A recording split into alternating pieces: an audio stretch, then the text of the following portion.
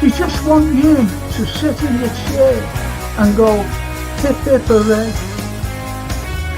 for the Western press and the Western narrative, regurgitating the same old, every single day, without this.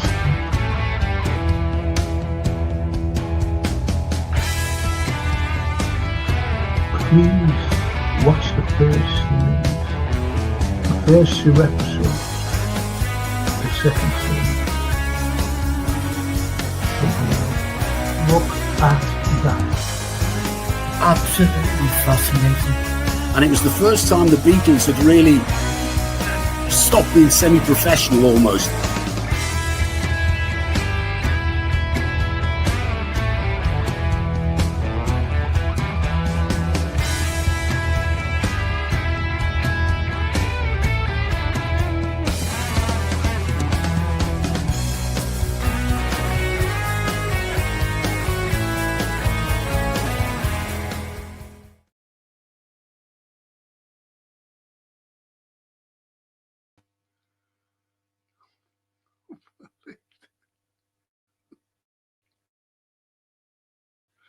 Good evening, everyone. I've seen a little picture up again, as usual. You know, you get in the corner.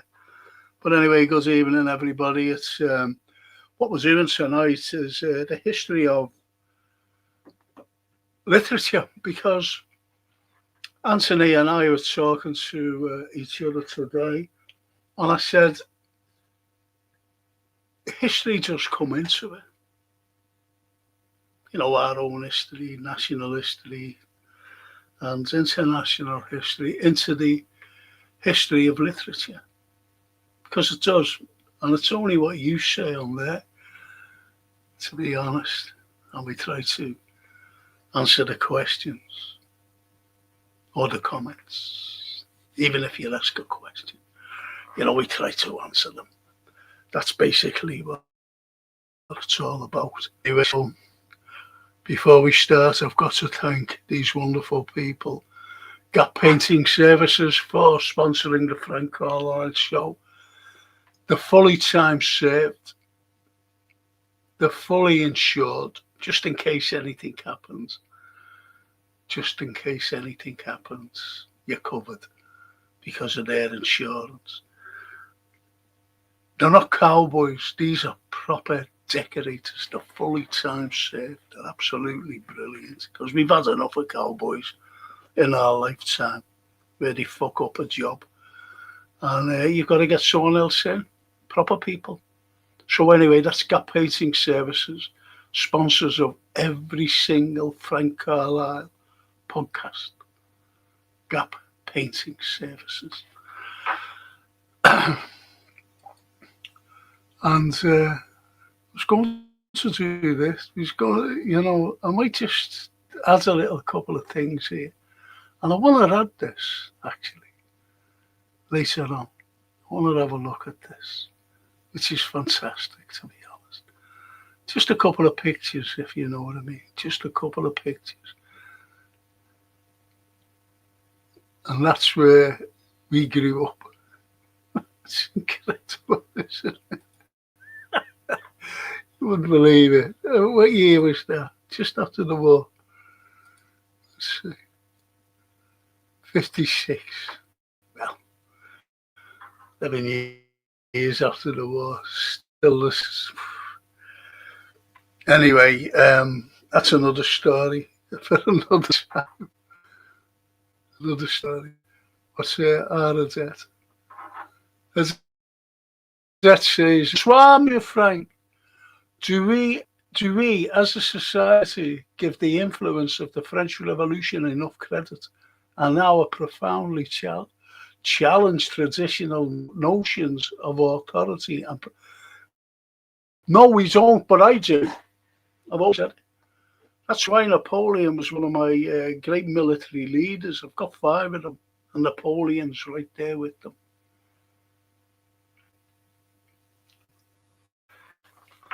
Because believe it or not, when Napoleon went on his journeys across Europe, It was to bring them together. It was to have, believe it or not, it was to have a trading empire. He says, enough wars. Why are we at war with each other? But we loved wars. We loved wars. We still do. You noticed? We still love wars. From the 1832 Green Reform Act, which expanded voting rights to increase political awareness by stimulating intellectual debate and the artistic impulses of the poets like Blake and Worth. Yes. Don't forget that Blake, when the British Prime Minister, Sir Spencer Perceval, was assassinated on the 11th of May, 1812, he thought, Wordsworth really thought that it was the first shot of the revolution here.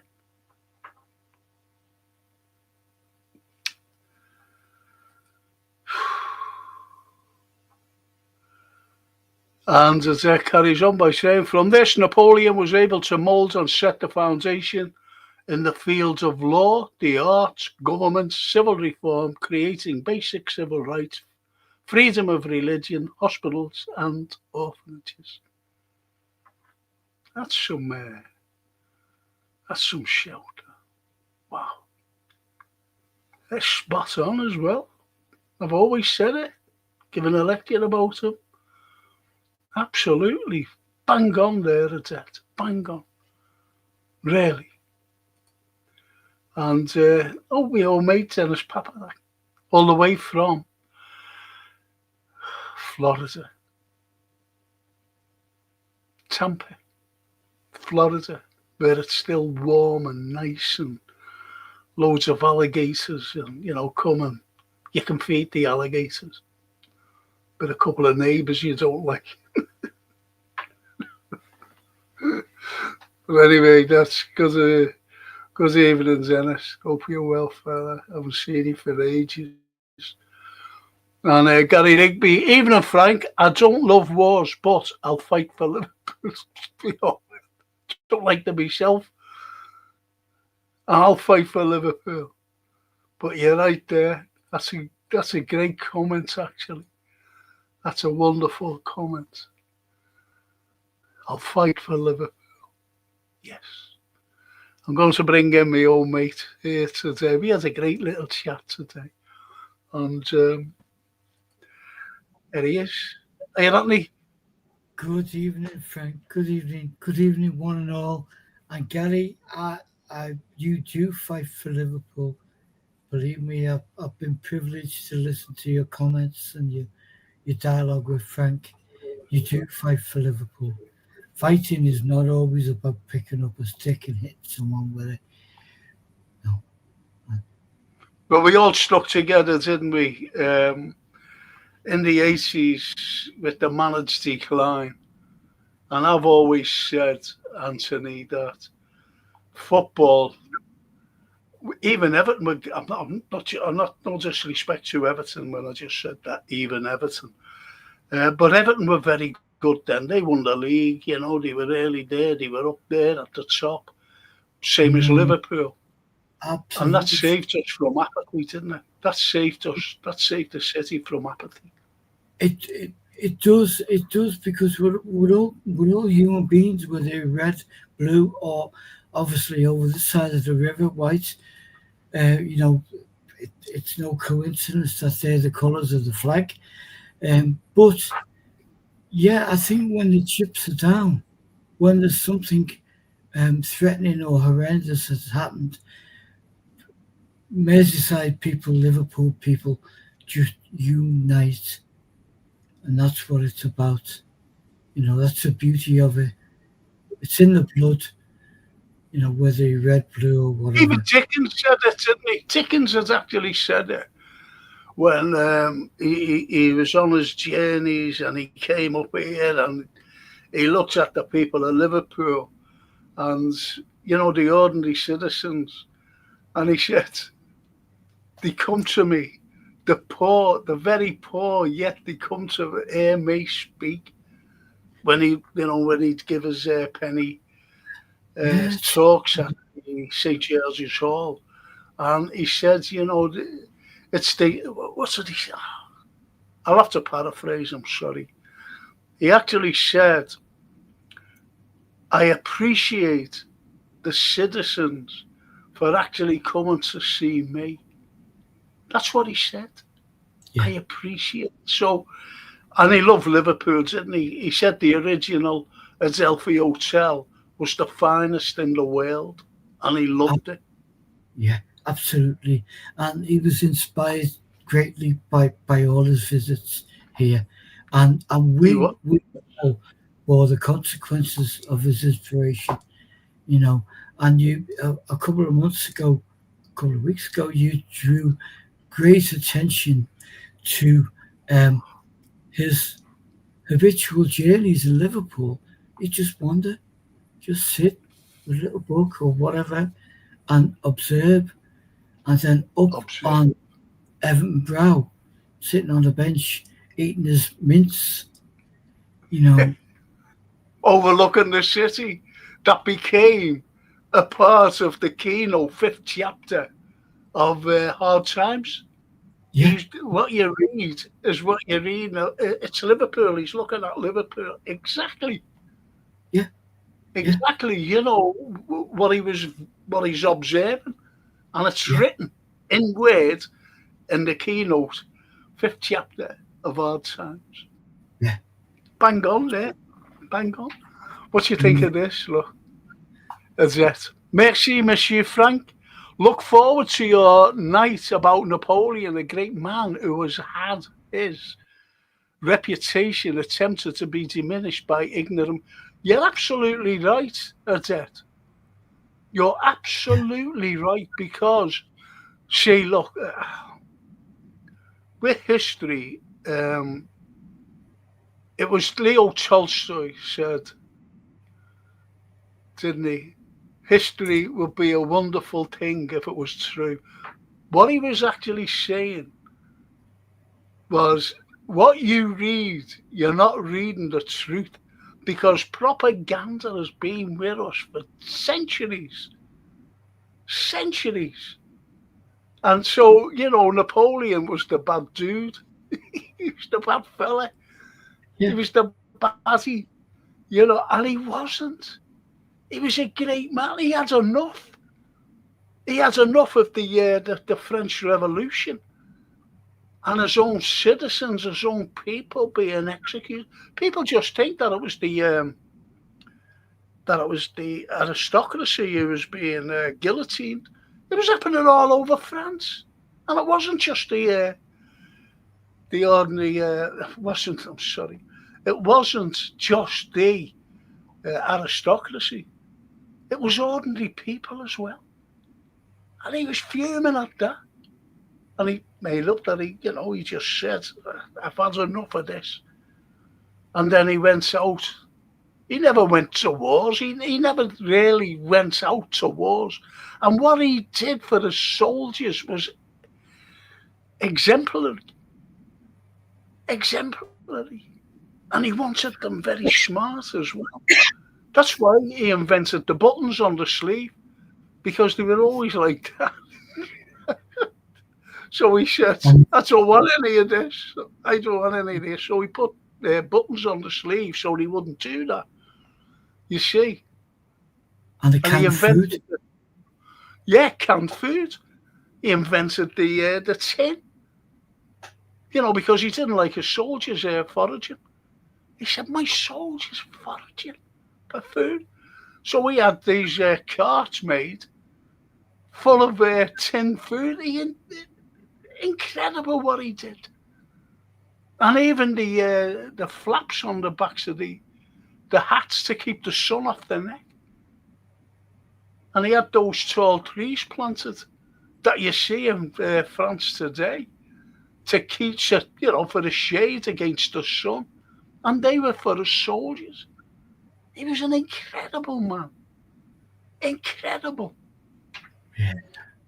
So yeah, we'll I'll do him for you, Azette. That's no problem. And I'll tell you what else we're going to do. We'll touch on him. We'll touch on it tonight, and that's the wonderful A Christmas Carol. But we'll be doing it in depth next week, won't we, Yeah, Anthony? yeah, beautiful. And Dennis says, just walked past the 6 foot gator yesterday on my way to the pub to watch the NFL. Oh my gosh. Wow. Oh, blimey. No wonder I haven't been over to see you, Dennis. Well, I say to Franco and Chatters, hope you're all well, says the lovely Toscana. And Anthony Christopher says, hi, Anthony. Oh, hi, Christopher. Good evening to you. And Gary Rigby, good evening, Anthony. Good evening, Gary. Oh, Liverpool warrior. Yes, absolutely. Absolutely. Good evening, everyone, says Janet Darlington. Good evening, Jeanette. Barry, evening, Frank and Anthony, and chat. Hope you are all well. We are, Barry. Thank you. Hope you are too. And the Snapey says, whether we like wars or not, the immutable truth is that the human race excels in both technology and conversely barbarity. Perhaps Slot might scrutinise some of the technical developments in conflicts. I'm having I'm having a football show tomorrow night, so be aware of the football. It's a pre-match thing for Wednesday, so I'll be at home on tomorrow night. And Toscana. Evening, Anthony. Sorry, I've just seen you on screen. I hope you're well, says Toscana. I am. Thank you very much. And yeah, I hope you are too. And the family. And Gary says, the managed decline is bizarre, isn't it? Why was it allowed? It's more than prejudice. It is. I don't think it was the first time ever, Gary. I think it's I've got it. They're starting it on track now. They've laid the manuscript to sabotage Frank's show. I think they have, I think my lights have gone. I'm sorry about this. Well, I'll have to put the big lights on where you might be able to see me, actually. But just bear with me. Yeah. Okay, 1 sec. Watch out for crocodiles. Here you go. That's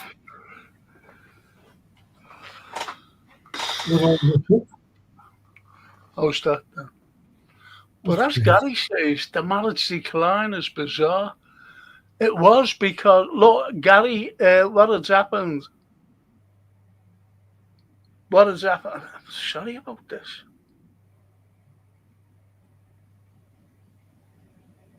Right, what has happened, Gary, is this. Thatcher, after Teddy, the power workers that were, or the miners, they destroyed Heath and any other government that came before them. So when she came into power in 79, she had an agenda to get rid of a union,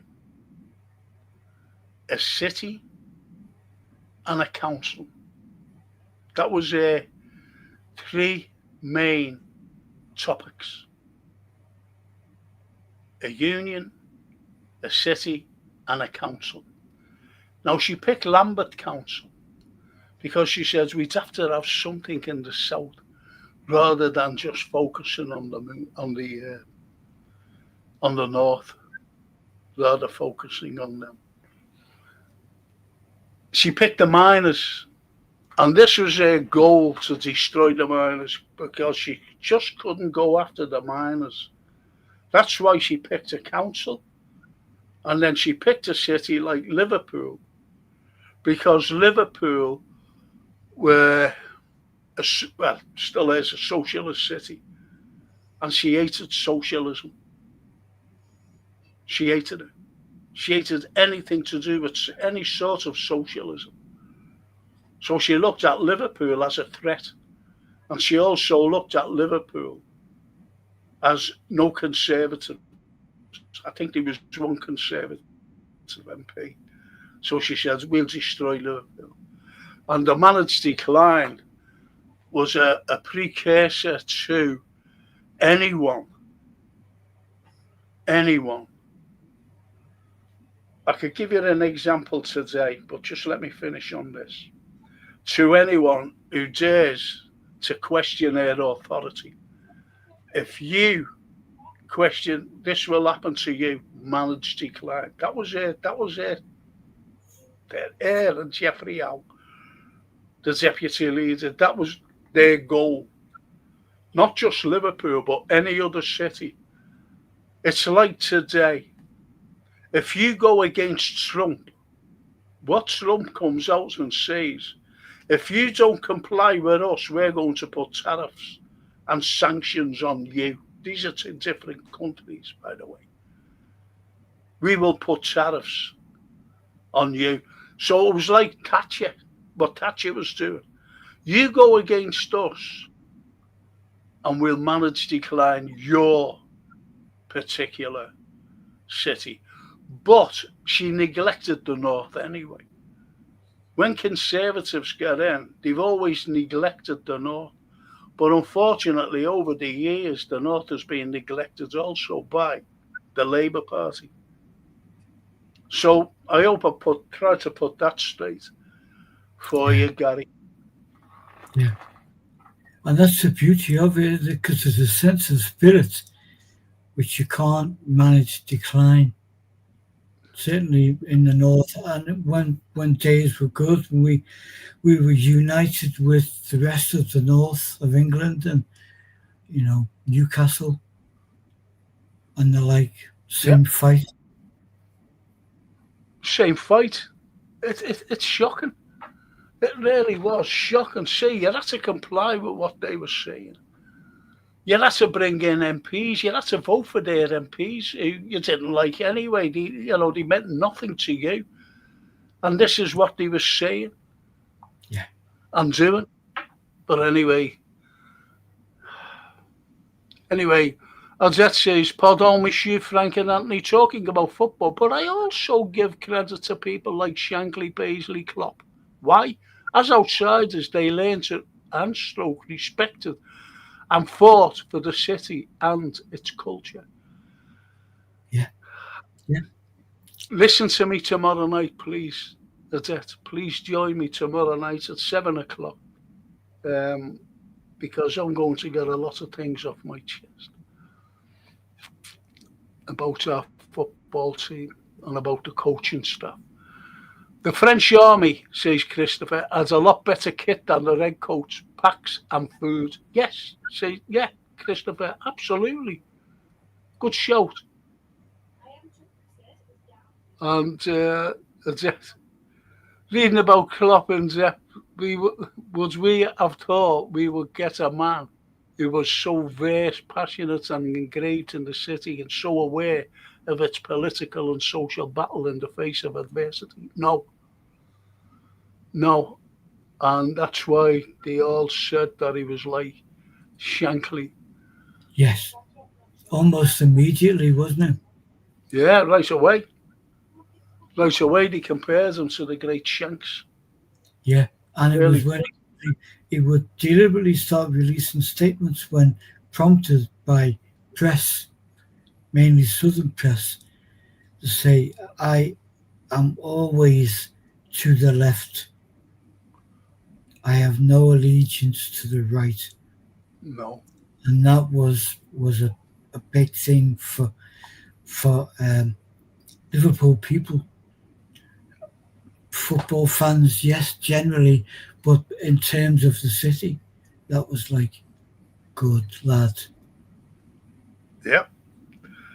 And Snapey says, so the Carlisle Complaints Committee sits tomorrow night then. God help us if the Albanian takes the minutes from that meeting. The lyrical misinterpretations could be mind warping. Not mind boggling, but mind warping. Yeah. No misinterpretations, but I tell you what, the swear box will be a big one.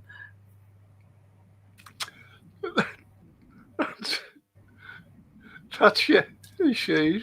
Eight is what Joe Gormley did. So it says heat sexual. Yeah, yeah, yeah. We won't go into that though, shall we? Yeah. We won't go into it. He had two morning clouds, you know. Did you know that, Anthony? No. He had two morning clouds. He had two. And he did his activities, what Snapey was getting at. Yeah. Board's one of them. And if there was any suspicion, I'd then bring them to the other one and go, look, have a look around. But that all came about after he died. And as I said, sadly, the history has shown us who is fighting for Liverpool, who is fighting for investigation, who is fighting for our public services, politician or non-politician. Sadly, I don't see where they are. Who is fighting for themselves. Let's make some more of this. It was to exonerate themselves from any sort of misgivings and unlawful conduct. I know that every city has that, don't they? People who fight for themselves in the guise of, I'm with you.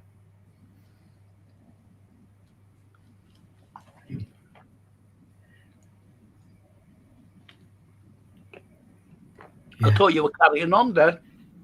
No, I was going to carry on, but you know what? It's not the time or place. I should join you on. All the expletives. All the expletives were gathering up on the tongue. To play a joke. You know, it's a great sadness in human nature, and we've heard it said by so many absolutely wonderful, wonderful people, Napoleon being one of them, that, you know, the biggest disappointments in life is people. And Adet, this is Snapey to Adet. Klopp's a highly intelligent man, not just academically, but his emotional intelligence is up there with the best. Schopenhauer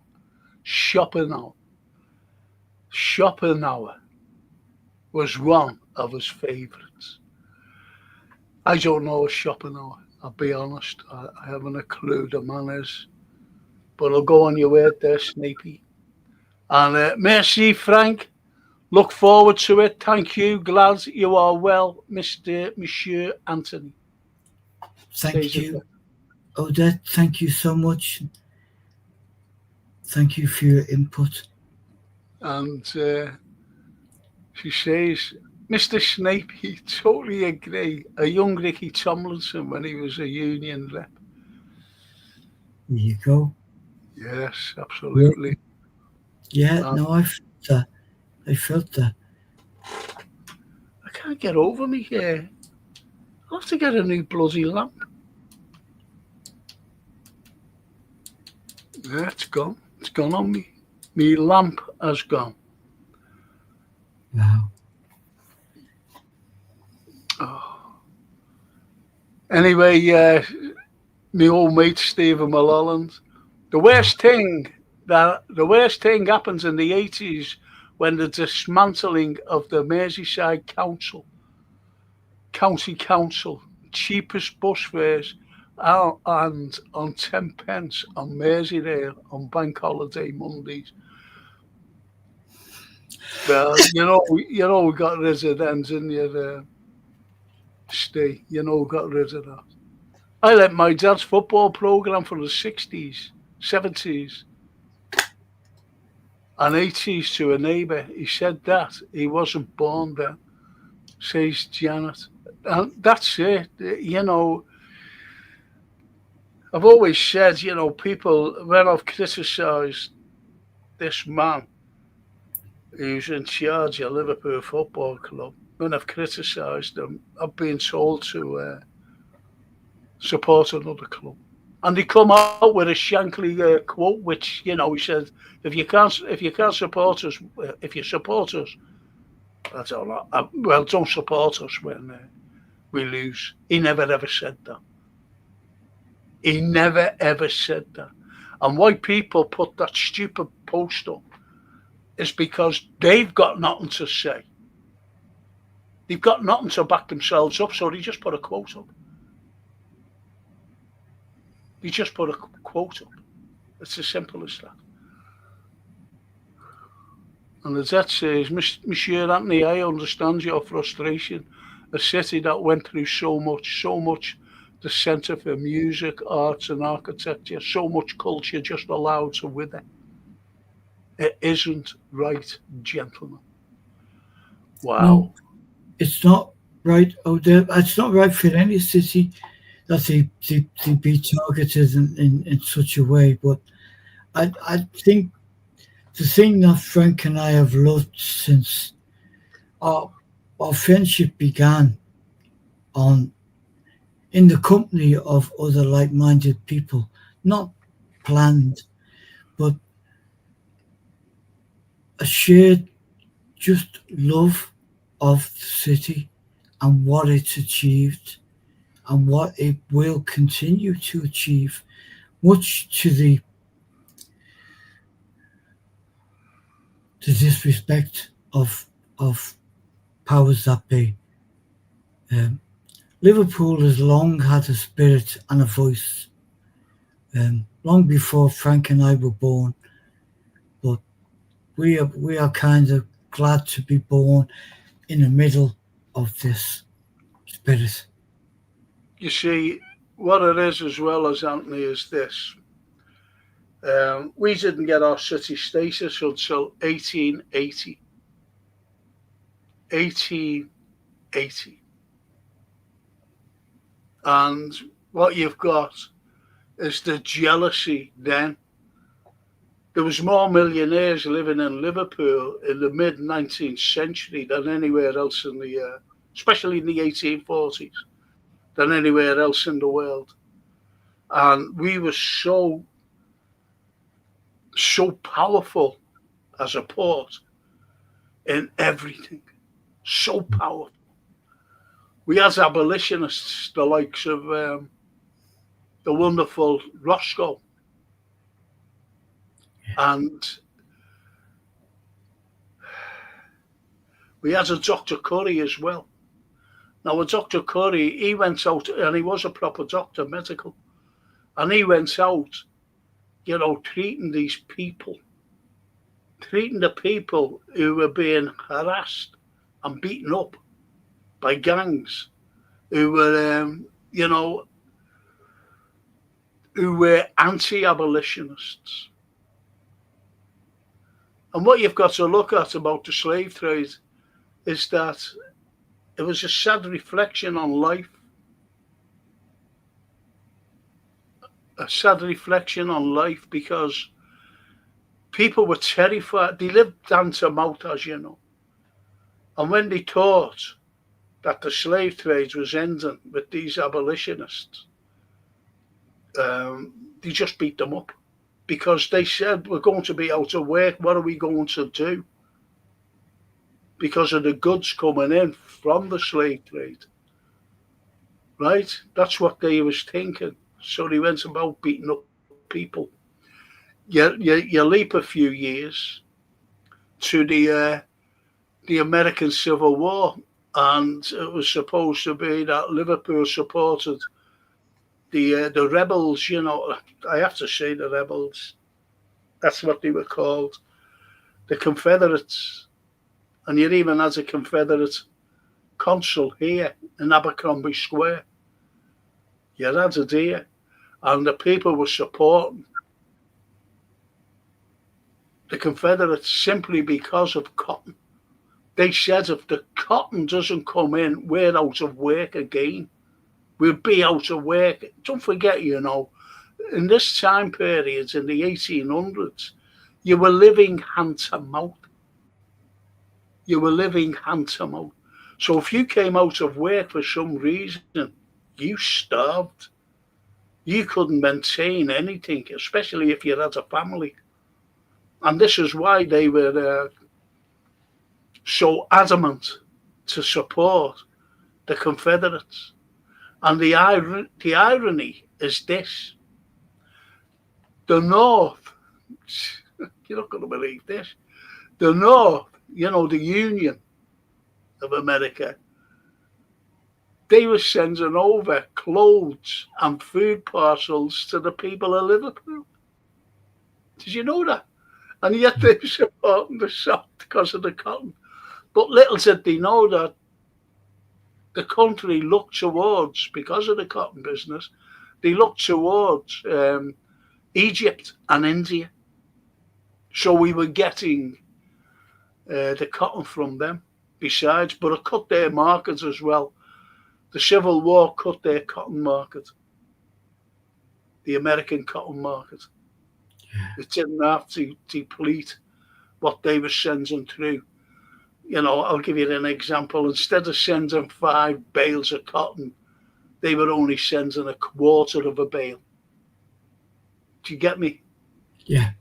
So it cut them really, because the Indian cotton and the Egyptian cotton was very, very good and a lot cheaper.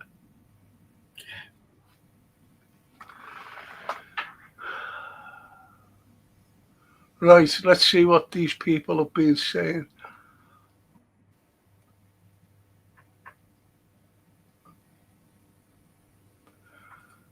Snapey, it's one of the most endearing aspects of Liverpool is their population's indomitable spirit. Standing on the cop as a teenager, you soon respected that the spirit, the Scousers, will never be pulsing. He loves the words. Dictionary Corner. Do you ever watch that? What is it? Where they got the girl in Dictionary Corner and she comes out with all these big mad words, and he's one of them. Countdown, that's it. Countdown. Couldn't think of the word. Count. What happened to the lang? Oh, says Jeanette. I think our Stephen will tell you because he was one of them. Liverpool is the greatest city in the world, as Rafa would say. Fact.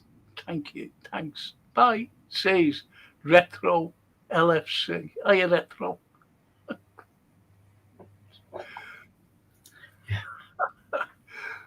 He just came in and just said it. And I've been following local bands for years, but it's a shame that the Zanzibar recently closed. Yes. I used to go there myself to Zanzibar. Yeah.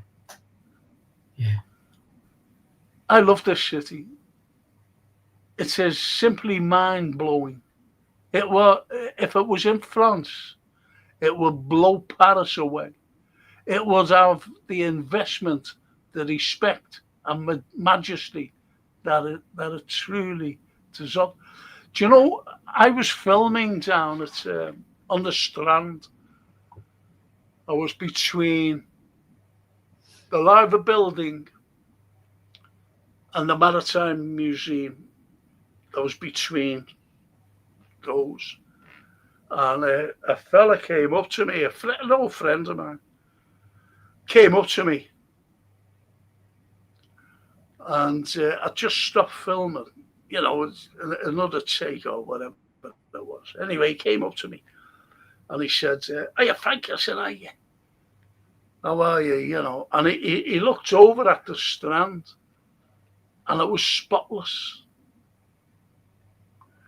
And he said, "Do you know what?" He said, I was in Paris this time yesterday. I was in Paris. He said, and it was filthy. That's what he said.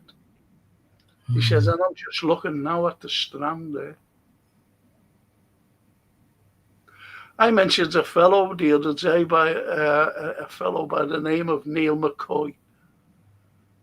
He's on YouTube, and he's a lovely fella. And he goes around cities. And I was going to comment to him because he was going around cities looking at the. It's shocking, you know, what's happening in cities. I'm being honest. Yeah. You know, the filth, the rubbish. Oh, you want to see it? He was going around Birmingham, for example. He's saying, "Look at this." And I was going to comment to him and just say, "Well, come around Liverpool. Come around the city centre of Liverpool." Yeah. I never did.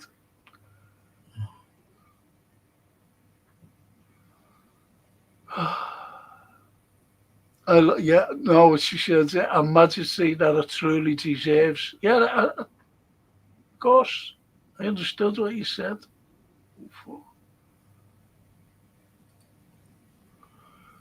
I understood what you said there, to be honest. And Jeanette, remember the Roscoe Arms? Still there, Jeanette? Yeah, beautiful pub. Such a character pub.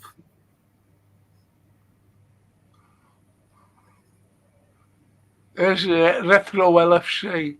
What chance of seeing Lord Lucan then finding a trophy in the Everton's Benny Hill and David Dickinson Stadium? Benny Hill. That's mad, that is it. It's the football show tomorrow, Retro. Tonight we're trying to do some literature, the history of literature, which applies to today. Yeah. Speaking of the Confederate connection, did you ever snag a copy of John Maxwell's The Americans of Abercrombie Square? Do you know what, Dennis?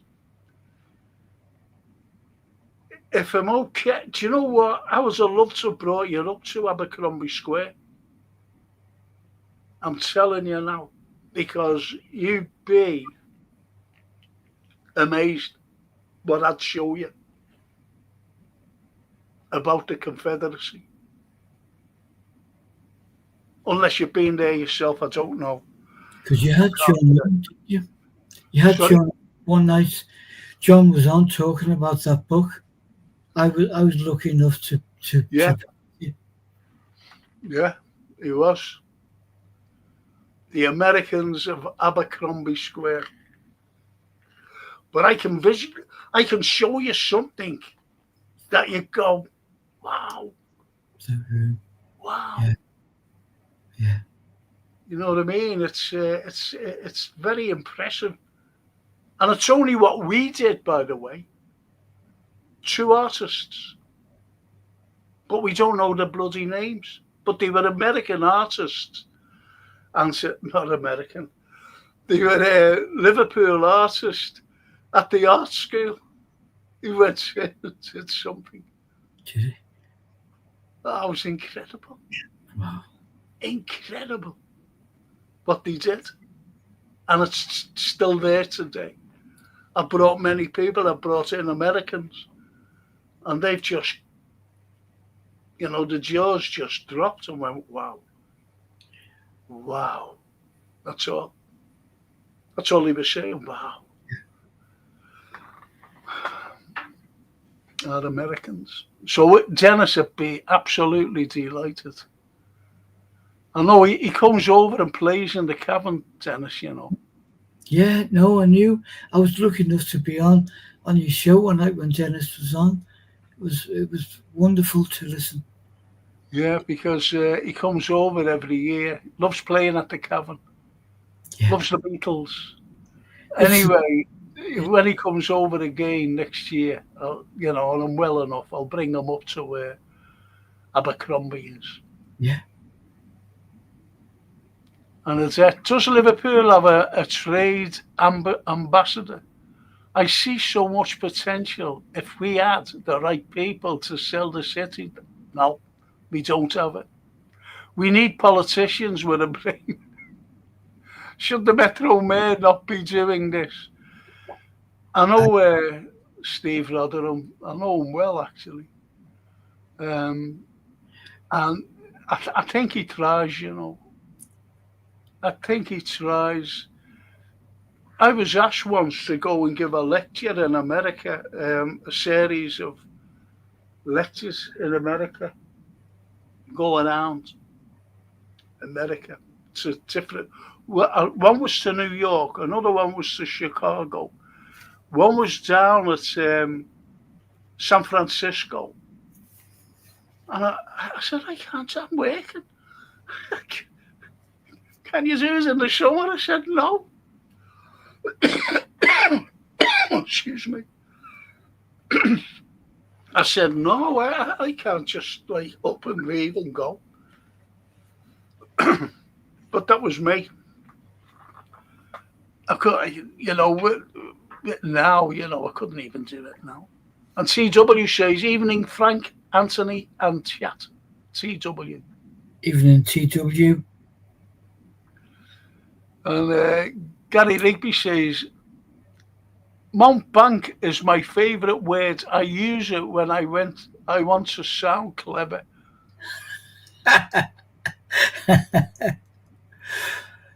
Oh, that's beautiful. When I want to sound clever, I say nothing. He's having to go in there, snapey there, isn't he?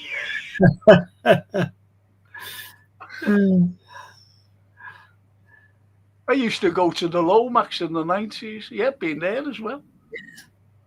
Been there as well.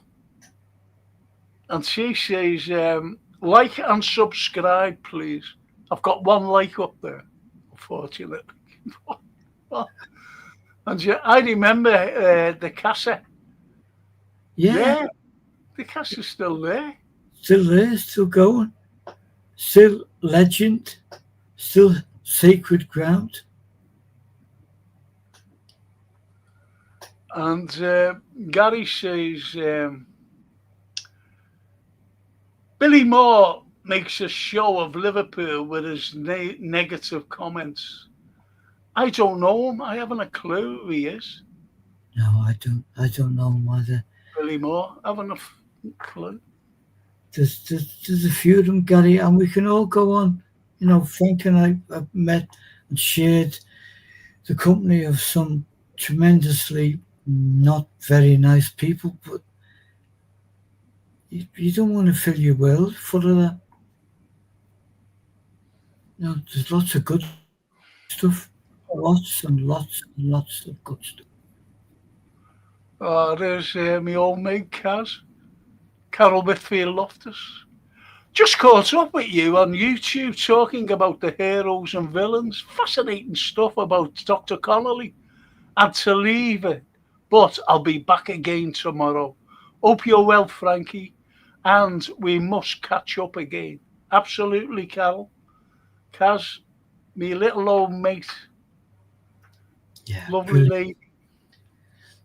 It's great, honestly, to see that. To see that you joined us. Thank you so much. Thank you. And the retro, love Hatton Gardens, Liverpool. Why do you love Hatton Gardens? Do you know, people have often said to me, Hatton Garden in Liverpool, Anthony? Yeah. Is it named after the Angelic Hatton? I said, no. No. I said, there were two brothers from Warrington who came over and they wanted to do a business, which they did. And, they were very successful. You're talking like the early part of the 19th century. They came over and they built this business up. and they named it after them, Hatton Garden, because it was they had a big garden, believe it or not. Hence Hatton Garden. So it's named after the brothers. No, I Did you didn't know? know that. I know it's been such a landmark in Liverpool for Yeah, many generations. The transport, obviously, headquarters and stuff. Um, yeah, yeah. Names after two brothers real. who came to Liverpool. And Christopher says the Roscoe got of the pub got ye the Covered it. Roscoe the Roscoe pub got well the pub of the year. I'll just say that last year. It's small but a great pint. Yes. It is. It's a great slice of Liverpool history, and thankfully, there's a few of those establishments still here with us, Christopher. Yeah, yeah, Do you know the last time I was in there, Anthony? Do you know it was, I had a beer with a couple of beers. Was Tom Slemon, yeah. Frank? Historian, great writer, historian. Yeah, Do you know what he said? Frank. I said hello because he's very. I just call him a gentle voice, yeah. and he said, Frank, I just wish I could boom out like you. I wish I had your trajectory. I said, no problem. I said, I'm sorry about that, the way it is. And Oh, he's such a lovely man, was Tom. beautiful. That's lovely. And what respect. Yeah, And Chelsea, the dispensary and the Swan were our favourites in the night. Yes, still going yeah. both Swan and the dispensary The and Swan Redcross Street. is an absolutely wonderful pub. I remember going there in the 70s, and I went there in the 90s when I was in bands and stuff. And if you're nervous about a session, the joke was go down the Swan and have a pint of wobbly bobs. So you did. You went down the Swan, had a pint of wobbly bobs, maybe two, and then you felt no pain in this world whatsoever. That's where all the people used to go if they had the toothache. You felt no pain afterwards. Oh, Retro says, love St John's Gardens. That meant. oh, Hatton Gardens, St John. Yeah, they are still a special place. Retro, it's still lovely. Just to Yeah, it's look at. on one of my DVDs,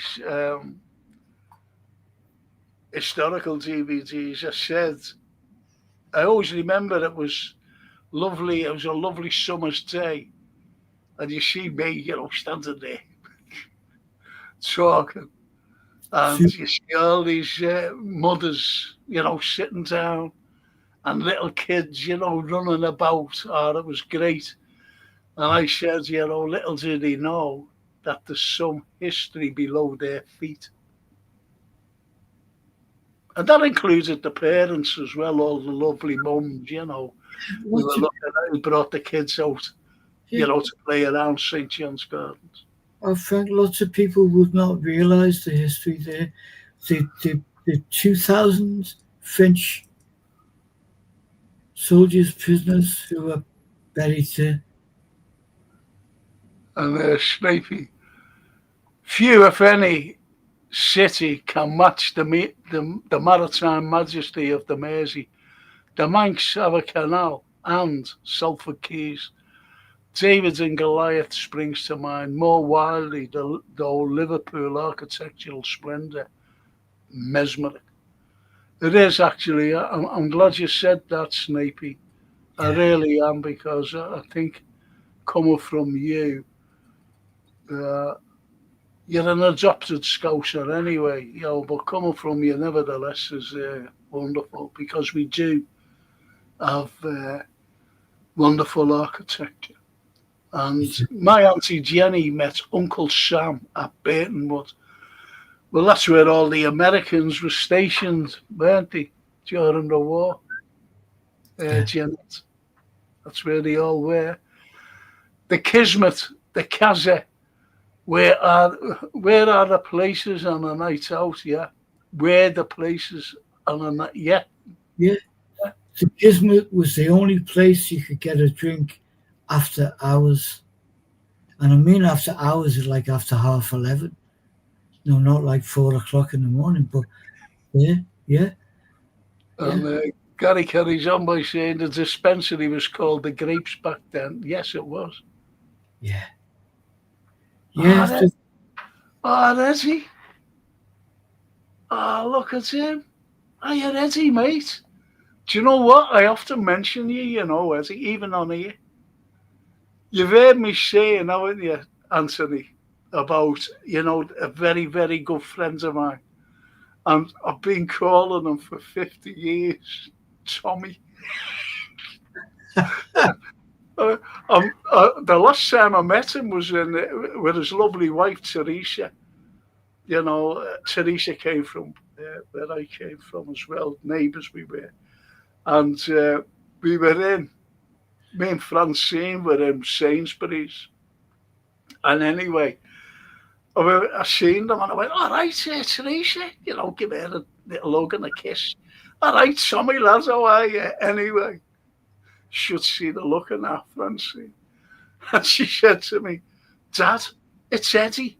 And I went, oh, yeah, okay. So anyway, we all had a chat. We all went around. And when me and Francine left, and they were behind us. So anyway, as we were going to the car, to put the shopping in, I turned around and there's Teresa and Eddie. And I went like that. Ta-ra, Teresa, see you again, Tommy. Francine just looked at me and went, shut up, Dad. That's Eddie Welsh. And I've been calling him, honestly, Tommy for 50, and he said nothing. I told, didn't I? I said, he said nothing.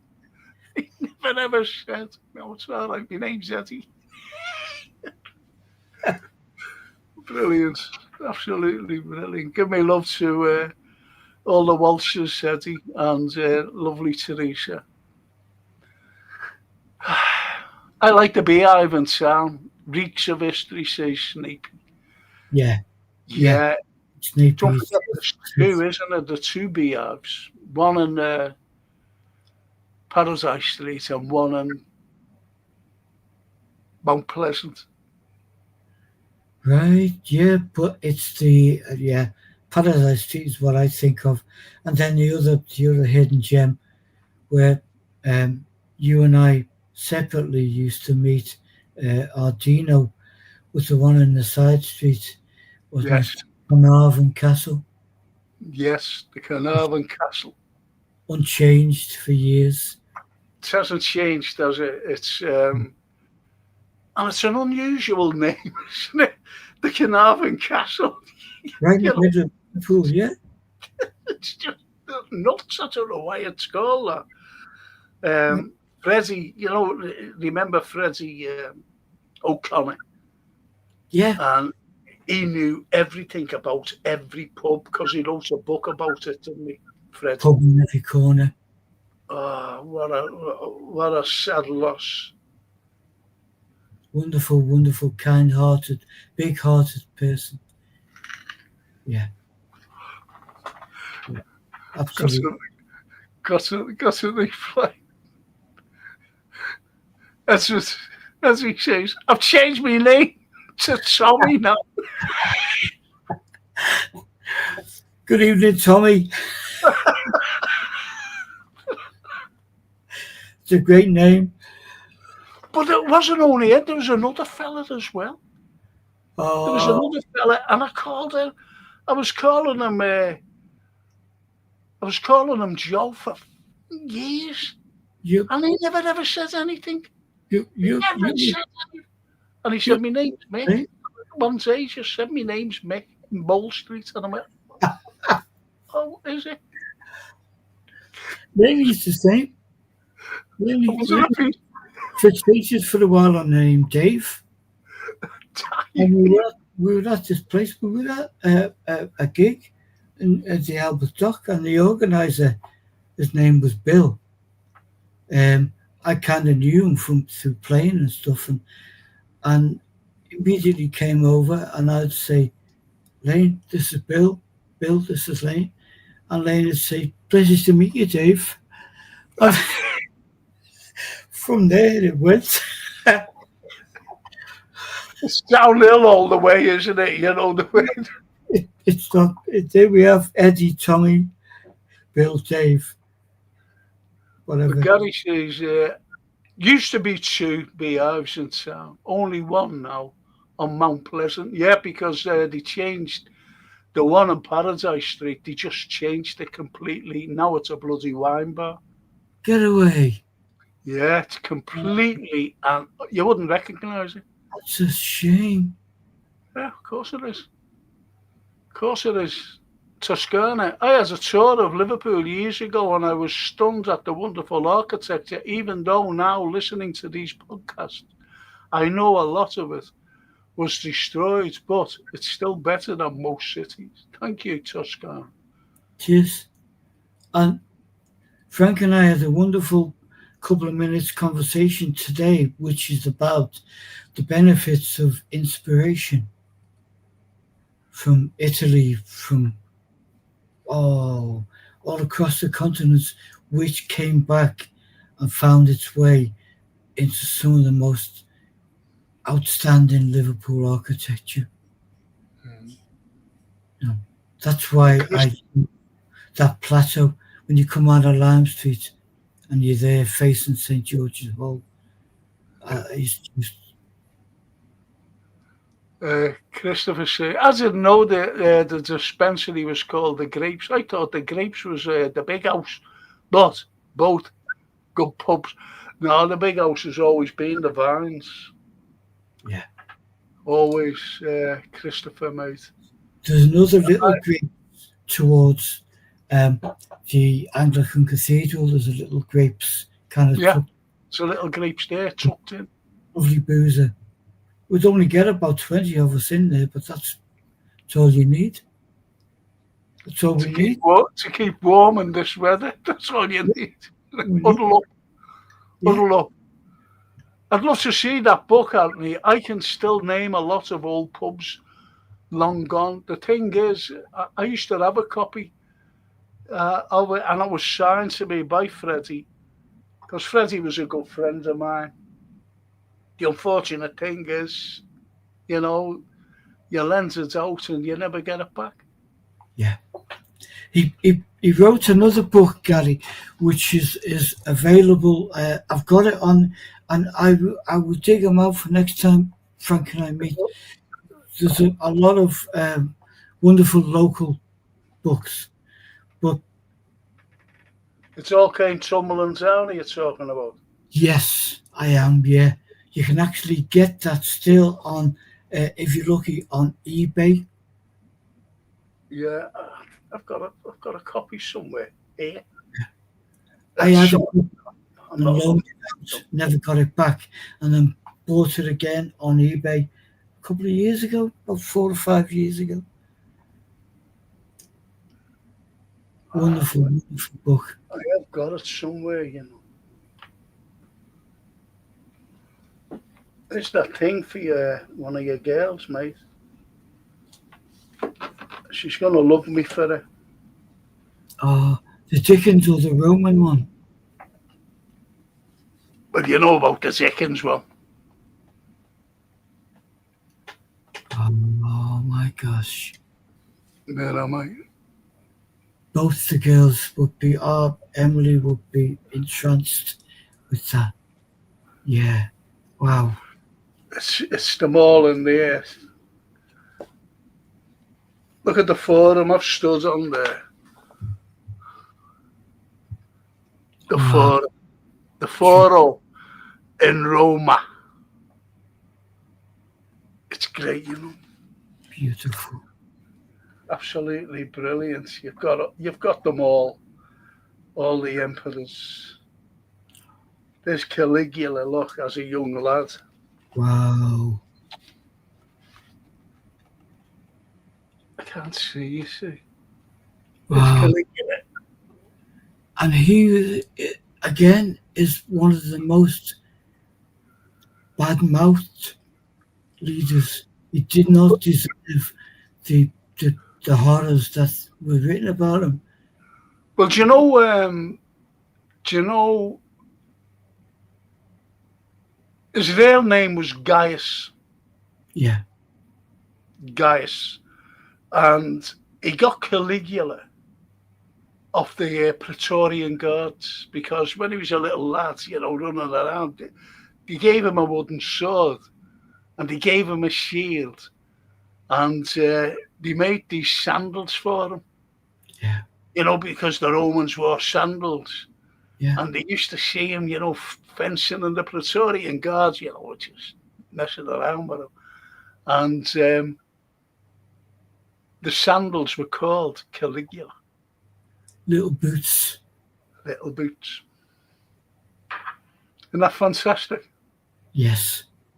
Yes. I love it, honestly.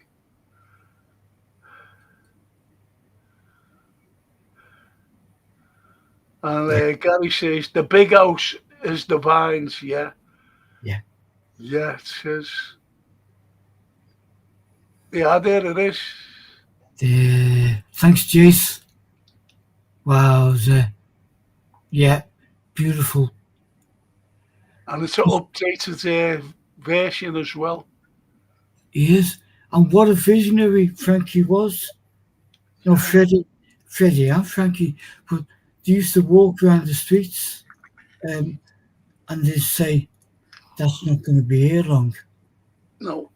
Obviously in the 60s, by 71, when they were starting to knock everything down, he thought, that's not going to be here. Take a photograph. How many of us thought of doing that?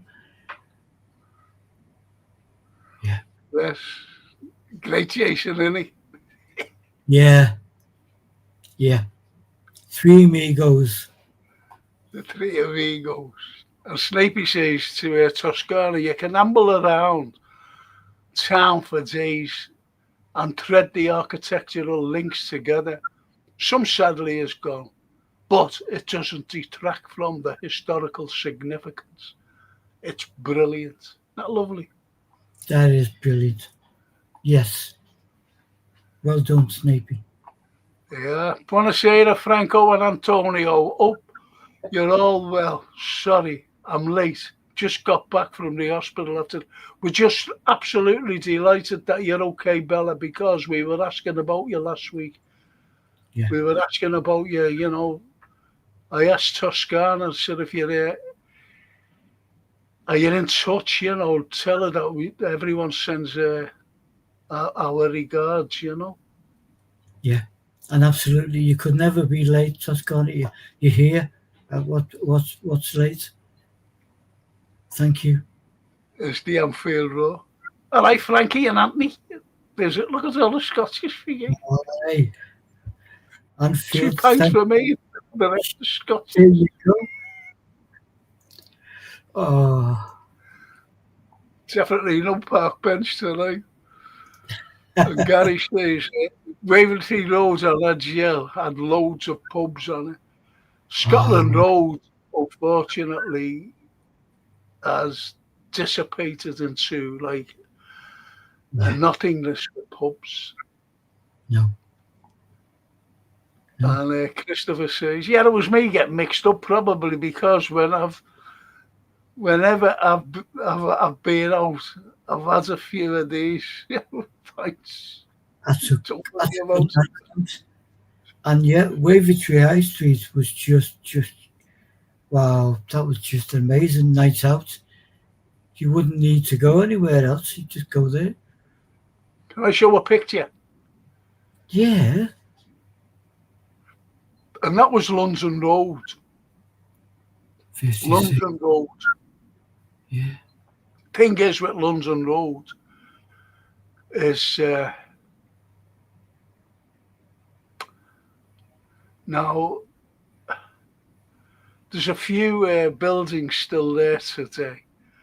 There's a pub there right on the corner And that's still there. That's still there. And that little street that leads up to the bull ring, incredible. But it has changed a lot. Yes. It has changed a lot of London roads since I was a young fella. So much history. I mean, I grew up to the stories of some of the pubs there, and obviously the Legs of Man, which is the boozer on the bottom, and the upstairs cocktail lounge and stuff, and yeah. And where that pub was, I'll go back again. Where that pub was, Greek Street. And they call the pub the Greeky. Thanks, Gary. Thank you.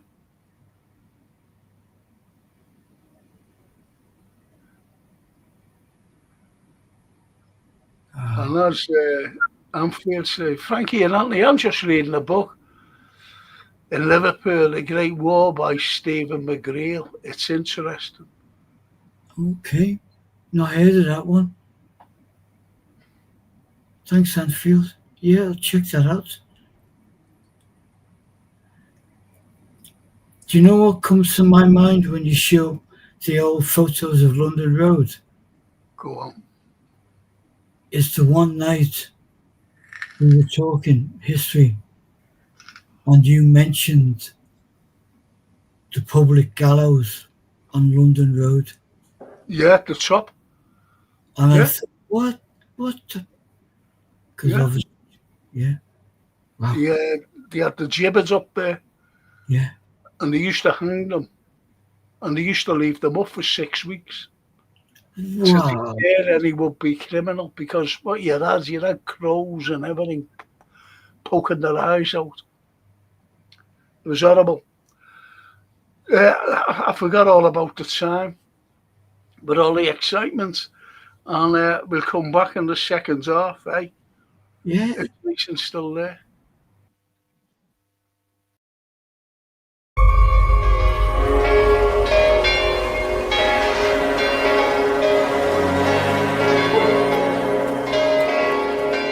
This is a street called Hope.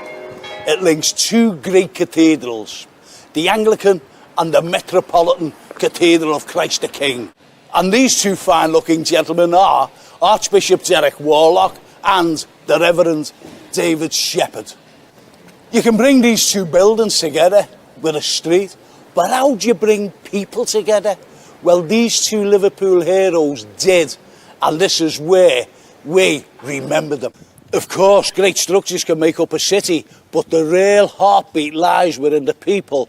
And like any city throughout its history, there have been unassuming heroes and some terrible villains.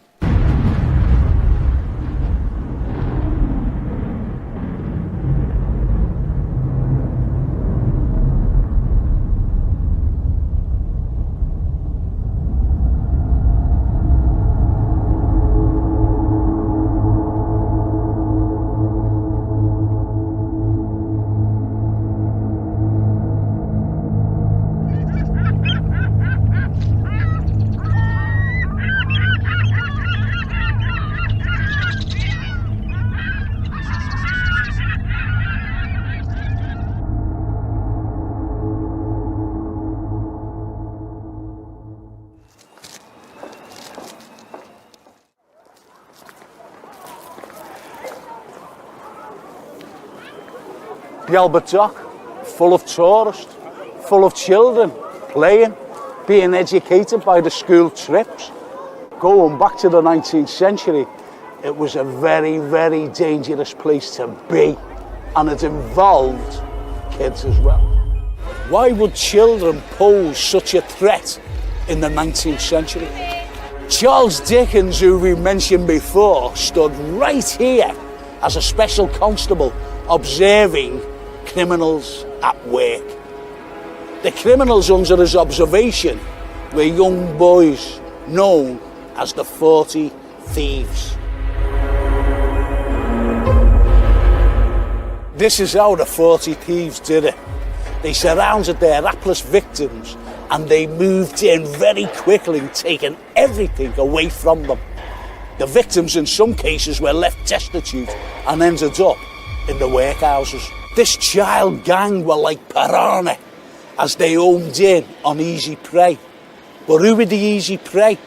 They were migrants waiting here on the quayside.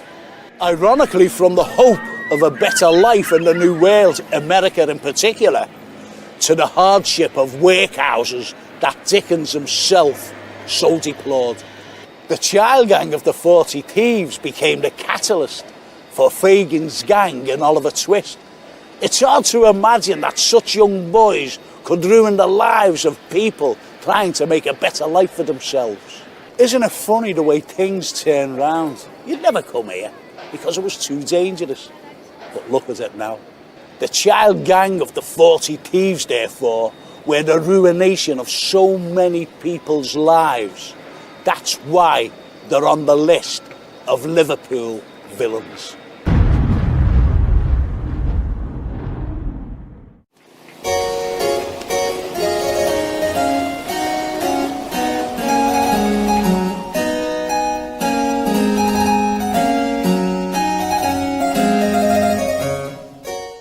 From the 40 Thieves to two pioneering heroes, father and son, James and Wyndham Sadler. They sound like actors, don't they, with the names like that? But they weren't, let me tell you. It was right here that an amazing feat had taken place in April 1817. This is the new Shavash Park. And way back in 1784, James Sadler became the very first British aeronaut to ascend in a balloon.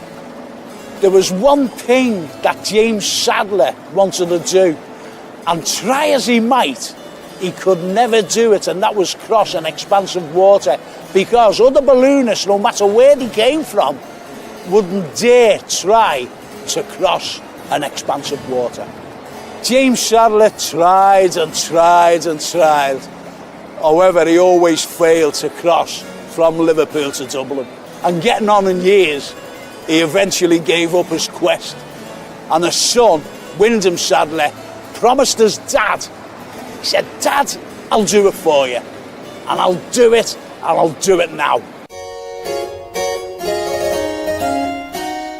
Wyndham took his dad's flowcharts and he studied them intensely.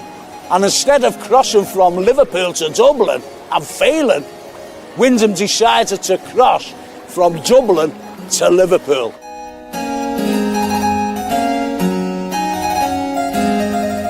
In April 1817, Wyndham Sadler ascended from Dublin in his balloon and successfully crossing the Irish Sea. From his great pioneering feat of 1817 to a disaster in 1823 when Wyndham Sadler's balloon crashed on the moors near Blackburn, and he's buried in Christ Church Cemetery here in Liverpool. He is one of the true Liverpool heroes.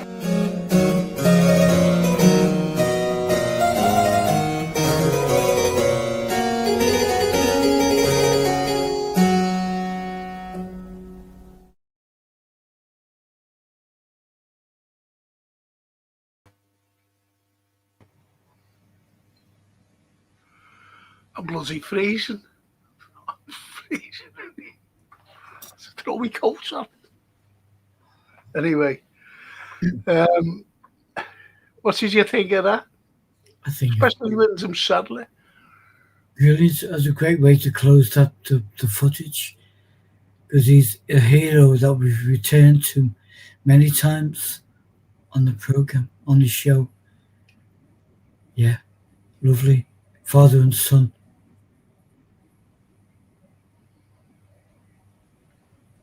And the wonderful Anfield says, "Hope you're well, love," says to Bella. That's lovely, that. Yeah, That's nice. Gary. Gary says, so as Wavertree Road, Frank, it breaks my heart. Nothing left of Edgehill. No, no. Spero tutto bene. Hope you're okay. Salvador, il December. So she's seeing it on the 9th of December, I think. Oh, That's privilege. great, that. Great. And the Anfield, Frankie and Anthony. I'm just reading Liverpool, the Great War by Steve. Yeah, I did read that, didn't I? Yeah. I did read that. Yeah. Noi Arrow. That's our arrow, that's Italian, Noi. Then, even in Frank and Anthony. Oh, good evening, Lynn. Hope you're well. And I love these great show of our city by you, Frankie. Brilliant, lad. Oh, thank you. Yeah, That's absolutely. great, thank you. And Snapey says, I'd contend that Liverpool was the engine of the empire from both an importation and exportation. Yes, they were. Perspective there wouldn't be any industrial infrastructure in the northwest of England. A proper legacy. Yeah, I was on it, believe it or not, I was on Sky Sports a few years ago. Sky Sports. And they said it was about rivalry. They said, but we don't want you to do football. We want you to do about the cities. I said, yes, sure. And I just finished off by saying, there wouldn't have been any cotton mills or anything around Manchester. Manchester wouldn't have been as important as it is today because of the Liverpool ship canal that we allowed them to build, And before the ship canal, we was feeding them with the cotton that was coming into the port. And I don't think they liked that, the Manchester lads. But I was right. I know I was right. Even in Anfield Road says the Snape. And Bella to Toscana. Oh, yeah, that's a load of...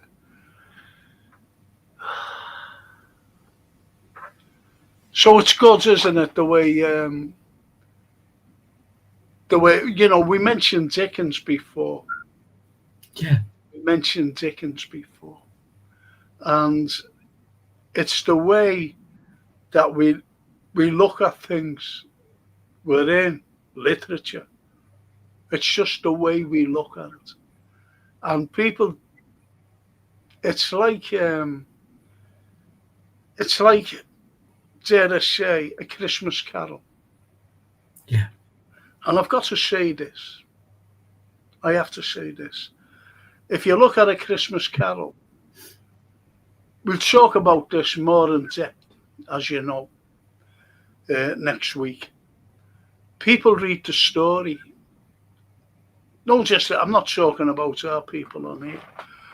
I'm talking about ordinary people. They see there's a lot of people who haven't even read the book. They've just seen the film because it's Christmas and they put it on and there's everyone jolly. Right. Anyone who reads the book, they just read it. They follow the story. They just follow the story. Unfortunately, what they're not reading, what was going, what was going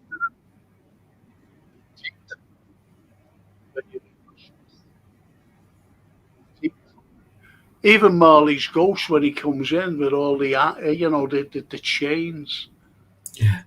that he knitted together during his lifetime. Now that was being horrible to a class of people who wanted. It was want. It was want. Like workers, for example. They wanted a little bit more for the hard work they were actually putting in with Marley and Scrooge, their firm.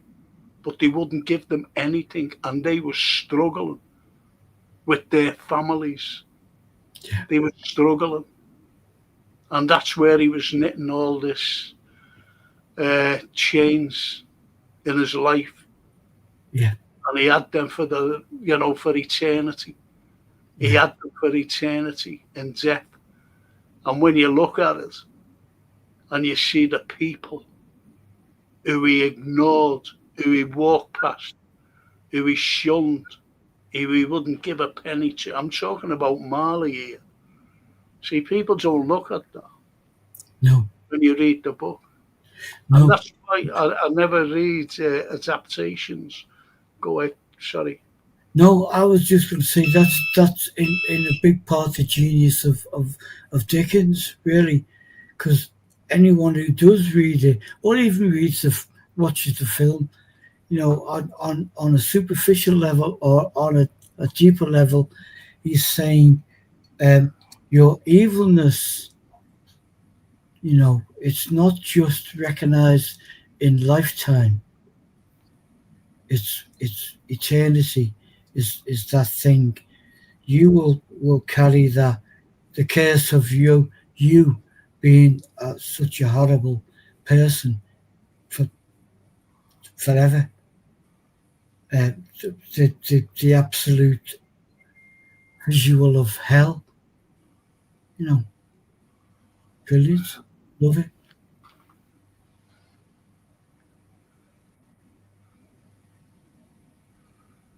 Fucking messages about Black Friday. Jesus. Anyway, let's see what these.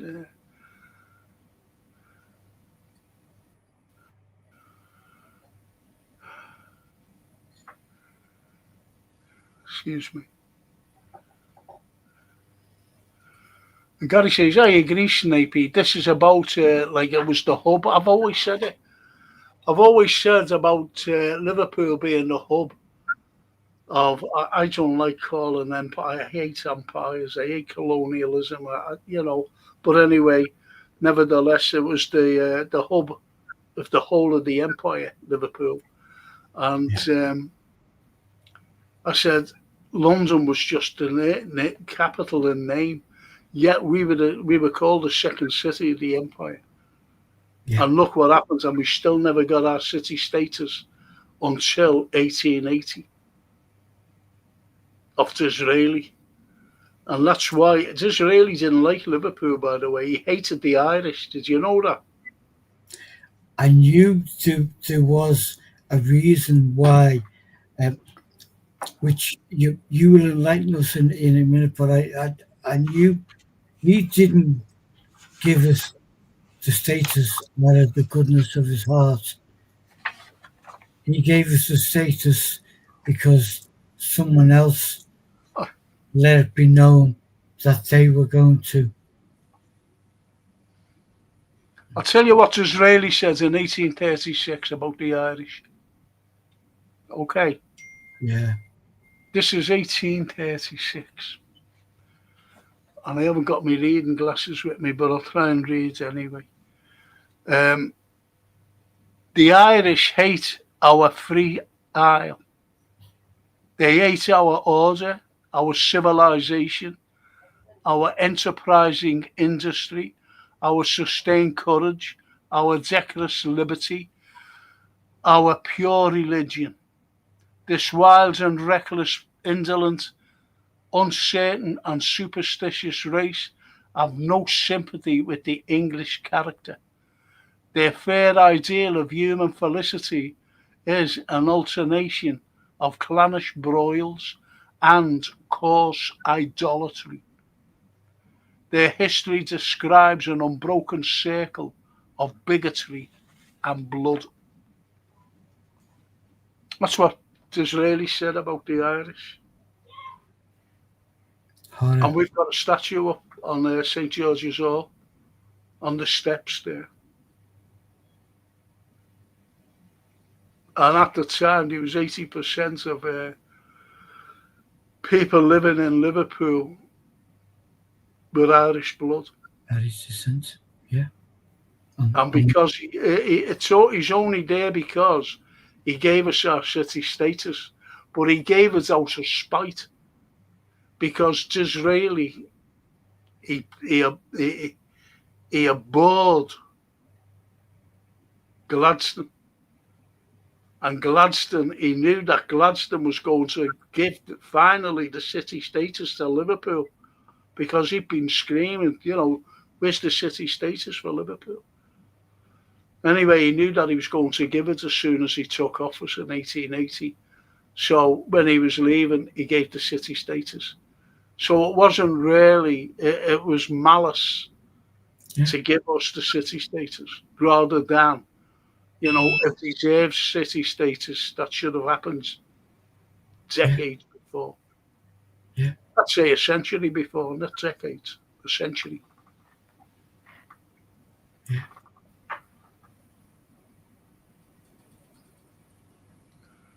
And the Anfield Road, he's offering him a job.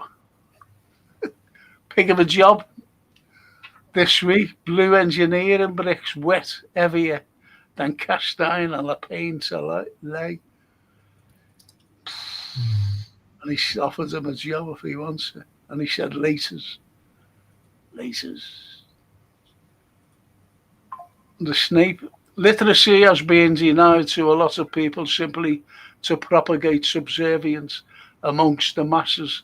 A mind starved of knowledge is pacified very easily. Good absorption of knowledge is fine wine for us all. What were we talking about today? Absolutely. That very thing. You're right, Snapey, and that's what they've done for hundreds and hundreds of years. And you've got, this is why it's so important, literature, to know about literature, because there are many books, the likes of Dickens. He was a great social commentator, an unbelievable, not just A Christmas Carol or Oliver Twist or Great Expectations or anything else. He was a great social commentator in everything. You had the likes of, she wrote the finest book I've ever read. And I mean this, people are surprised when I say this. And it was Charlotte Bronte's Jane Eyre, an incredible book about social commenting.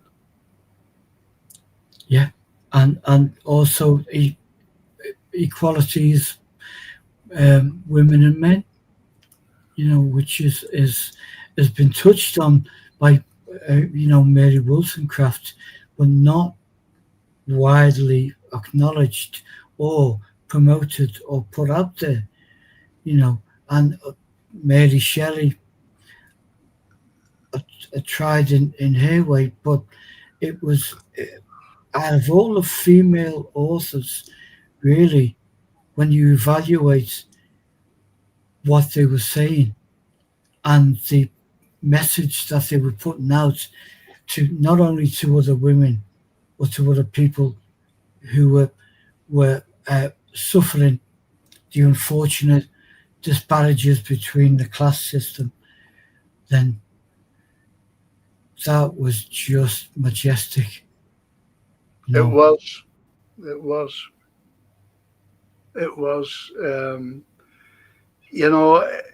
When you talk about the likes of the great poets, for example, and you talk about William Blake, he was a master of words.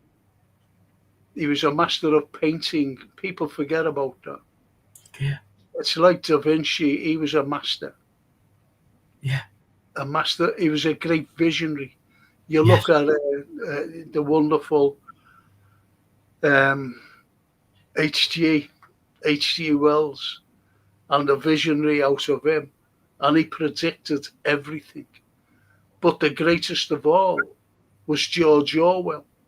And George Orwell, there's a film out, people, and it's called Orwell. That's all it's called. A brand new film.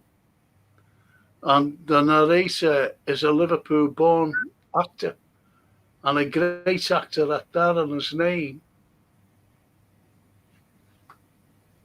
is synonymous, especially in America, actually, but also here, Damian Lewis, fantastic actor. His voice, I couldn't wait to get to the end of the film. I simply wanted to know who the narrator was, because I never got the credits at the beginning, but it never says like who narrated it. But right at the end, because the narration was absolutely spot on, it was on the same league as if Richard Burton was doing the narration. That's how good it was. Anyway, it tells you a hell of a lot of things. There's a lot of caveats with me, though. Not a lot, but there's a few. Whereas I was talking to Anthony about this, the director, what it is, the narration was from the journals and notes from Orwell himself. It was from Orwell. But the director was putting in pictures, footage. The likes of Gaza, for example, he's putting in Gaza and how wrong it was. He was putting in, a couple of examples, that's all. And he was putting in Colin Powell with his little thing and saying this anthrax could kill you within minutes. All this, just this much. And it was a lie, because that was water he was holding up. And it was wrong for him to do that, because it was a lie to go into Iraq. And he showed that, there's lots of other great things as well. There was lots of other great things that he was putting in. Unfortunately, the ones that he put in where I totally disagreed with, but I said to Anthony, but he had to follow, to sell the film, he had to follow the Western narrative. I'm not telling you now what it was, but he had to follow the Western narrative for the film to be more or less sold. You know what I mean? Yeah. That's where I am tomorrow. Yeah, that's where you're at tomorrow. Yeah. With George. Lovely says, I'd rather spend time in Liverpool than London. Been twice, and I wouldn't go again if you paid me. Whereas Liverpool, I don't have to think twice. The M62 can be a pain, though.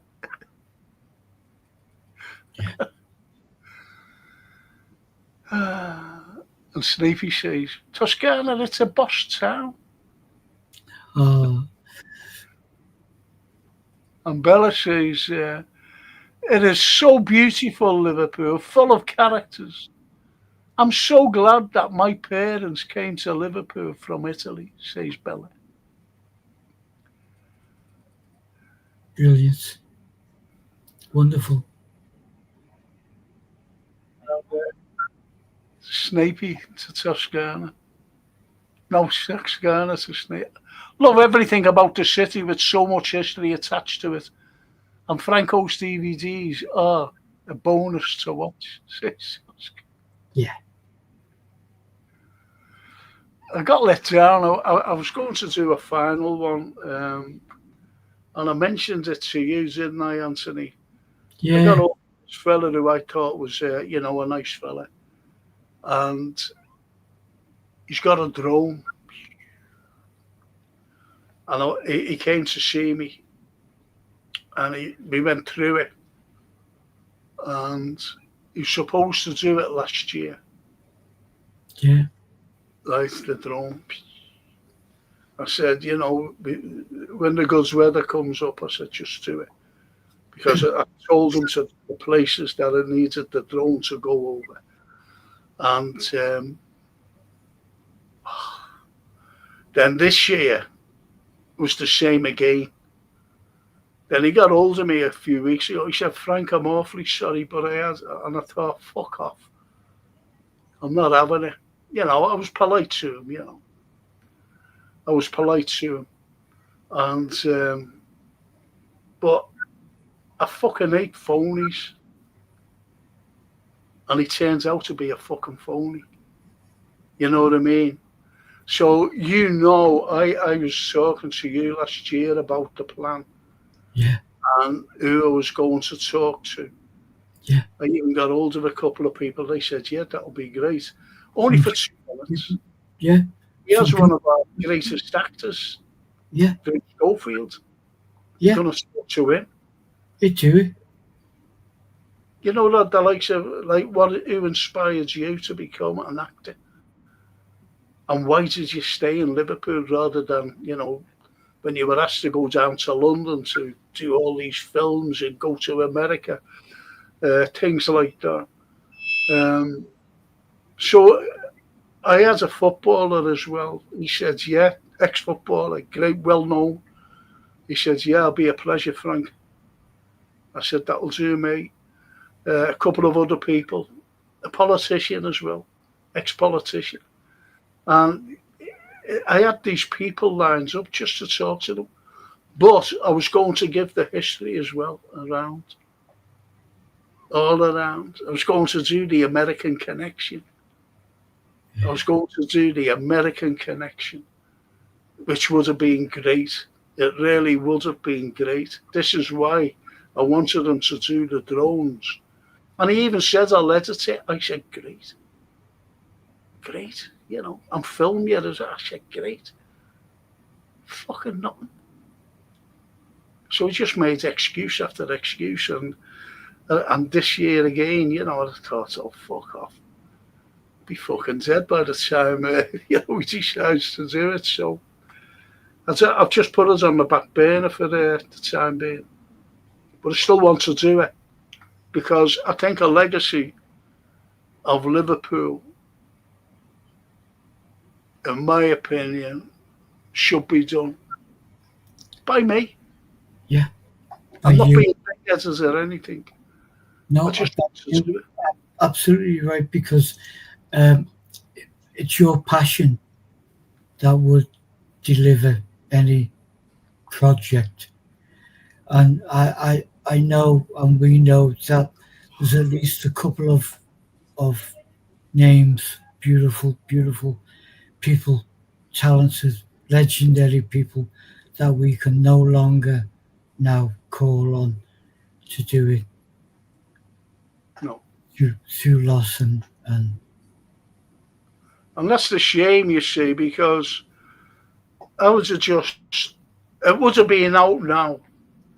And the thing was, it was just going to go on YouTube. That's all that I was going to do, on YouTube. And in my opinion, I think it would have been success because it was the way it was planned, the way I planned it. You know, I was bringing in the Americans, I was bringing in the Italians, obviously the Irish. You know, I was bringing in from the working classes, the hardship of the working classes. I was even going to bring in the elite. Now, you might think, well, why bring them in? But you've got to bring in the likes of William Roscoe, who brought over, you know, from Italy. He said, I want people of Liverpool to see the arts and what they're missing out on. Yeah, and he brought the arts over to Liverpool, the Italian arts. Yeah. He brought in exotic plants, you know, from made the botanical gardens. You know, he's looking at a plant and you go, you know, rather than grass and little weeds, little yellow weeds growing, if you know what I mean. No disrespect to the little yellow dandelions. No, it's just a thing, and I think if I may nick a line from, I think it was Keats, who said, "A single beauty is a joy forever." William Roscoe had that. Yep.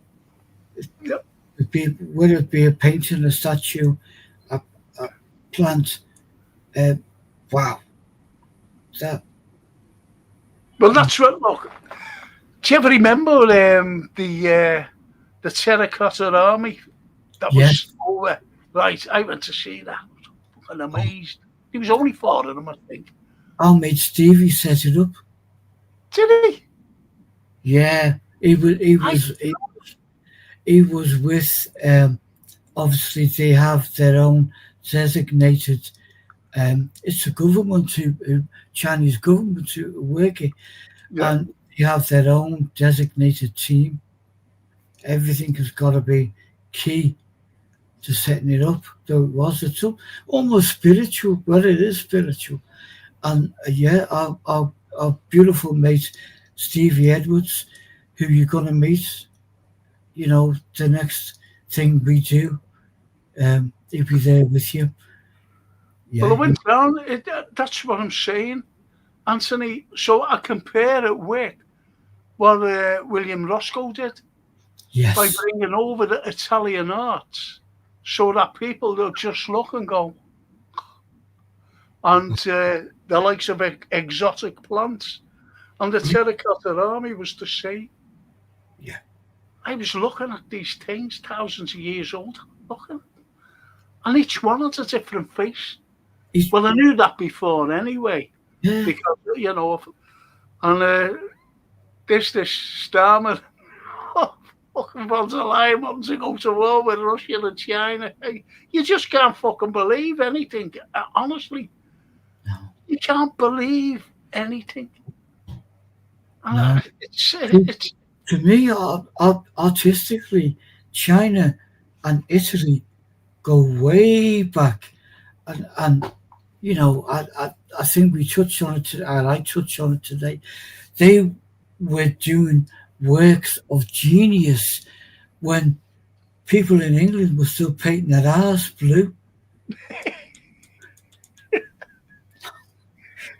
What did you do? Well, I found some blue pitch painted. But where do you come from? This one here, showing your backside. Fucking hell. And when the Romans came, they said, we're going to build your roads. And they said, oh, what's a road? A thing that goes from here up to there, through them trees there. We build a road. Oh, my God. Fucking hell. I'd say you couldn't write a book. You could write a book, but no one would believe it. I think Benny Hill would have to be in it, wouldn't he? By saying it. But what's a road? Standing there like that. What's a road? Tales of Woad. Tales of You can't make it. Oh my God. Paul Toscana says, because Bella's dad came to Liverpool family. Wish my parents had. On the subject of geographical comparisons, I'll proffer this. Paul, 100 Scousers and 100 people from the other cities and take a mean average of their respective IQs. The Scouser will always... You're not going to believe my IQ. No one will believe my IQ. Do you know what it is? It's 172. Have you got that wrong? I think that's true. Like I've said to you, mine is at least 47. Behave yourself. Anyway, Bella says people are often criticised. Liverpool has often led the way, or pioneers in many areas such as medicine, yes, and other fields. Engineering, Bella. Only if they truly knew the history of Liverpool. Yeah. And that was from Bella's wonderful daughter, Marcella. Marcella, beautiful, beautiful. Thank you. Gorgeous. Yep. And it's like, on another note, and we're not getting into politicals because it's not Friday night, but we will do. If you ask Liverpool people where they come from, they won't immediately say we come from England. I think 90%. They will say we come from Liverpool, which is on top of England. Yes. There's a separate. And Bella says, and all the great things the city has achieved. So she carried on by saying that as well. Yeah. And the Snape says, you only have to look at the amount of people who've come here to study, work, play, football, or other walks of life, and they've stayed. They could have lived anywhere, but in caps, they stayed here. Yeah. Says it all. And you're right there because, from my former students who I bump into now and again, they go, "Ah, yeah," and I go, "Ah, yeah." And so they stayed, and they're all like they're medical doctors and professionals in other fields. And Christopher says, "I'm only 100 behind you, Frank." Thank you. That's the IQ. What's that? Oh, 72. It's very good. Someone said, "You're a genius." I said, "I'm not a genius." He said, "Well, look at that, because I got it. I don't know where the fucking is now. Like, the certificate." yeah. And very impressive, the certificate. Yeah. It's at 172. I own Congratulations.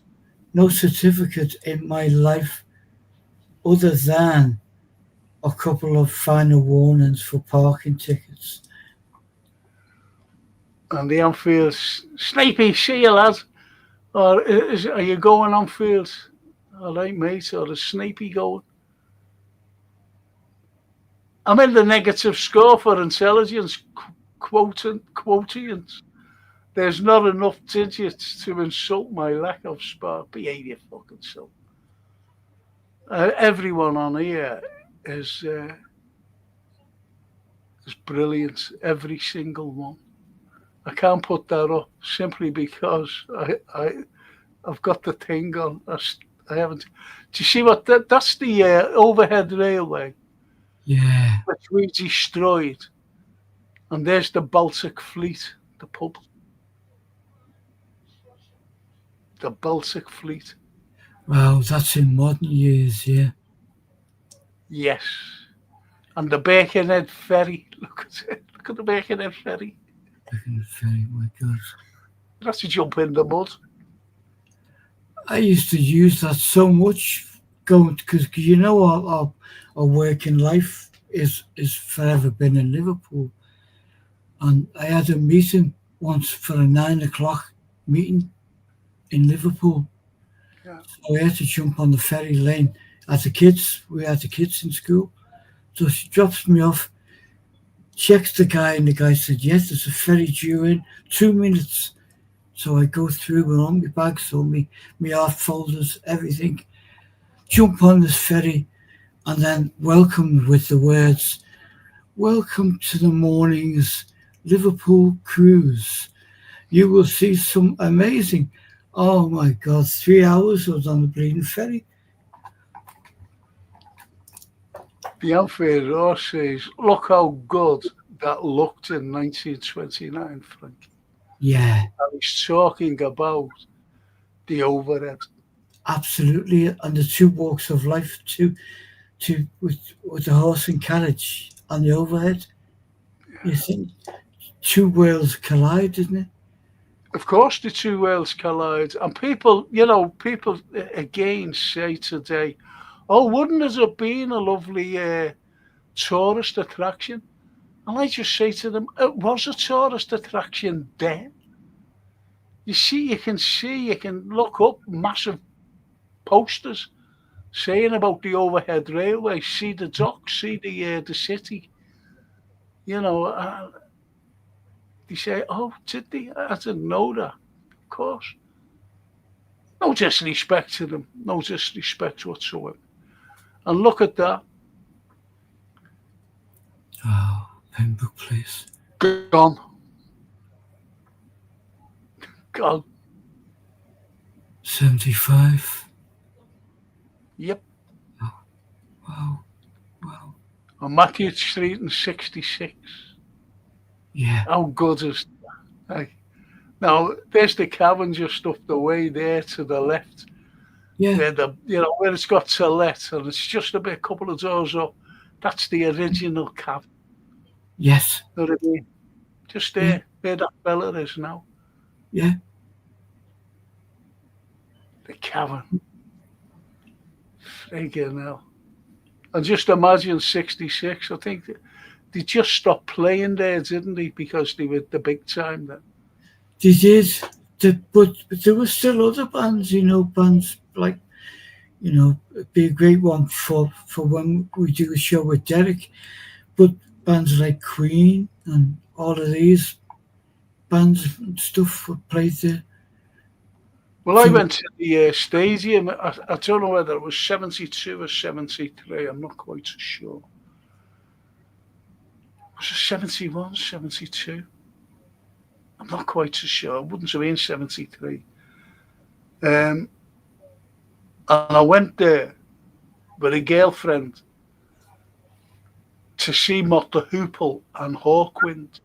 yeah. And who was on the same bill as a supporting band was Queen. So I actually seen Queen. Because when we came out, the support bands were good, weren't they? There was only two, but they were great. Little did I know that one of them was Queen. Wow. Shows you, doesn't it? Yeah.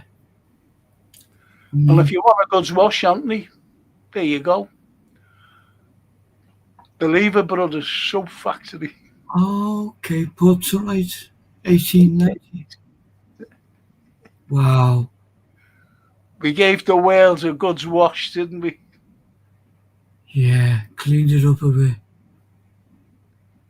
And look at that, a view from St. James's Mount. And this is where the cathedral, the Anglican Cathedral is today. Yeah. 1715. And you see the castle right in the middle. Yeah. And to the right, what you're actually seeing, see the church to the right. Yeah. Do you know what that is?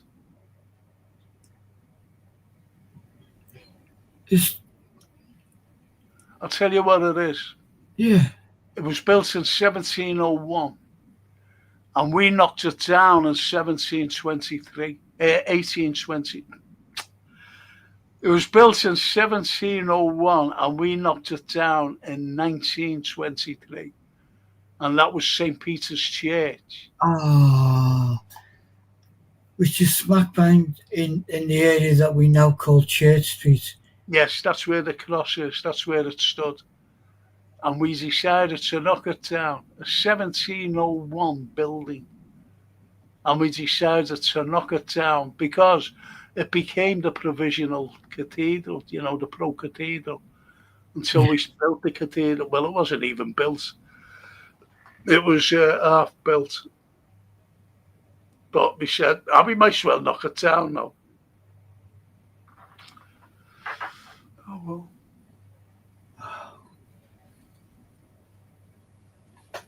There's the cotton. Wow, there we go. The bales of cotton. Liverpool docks.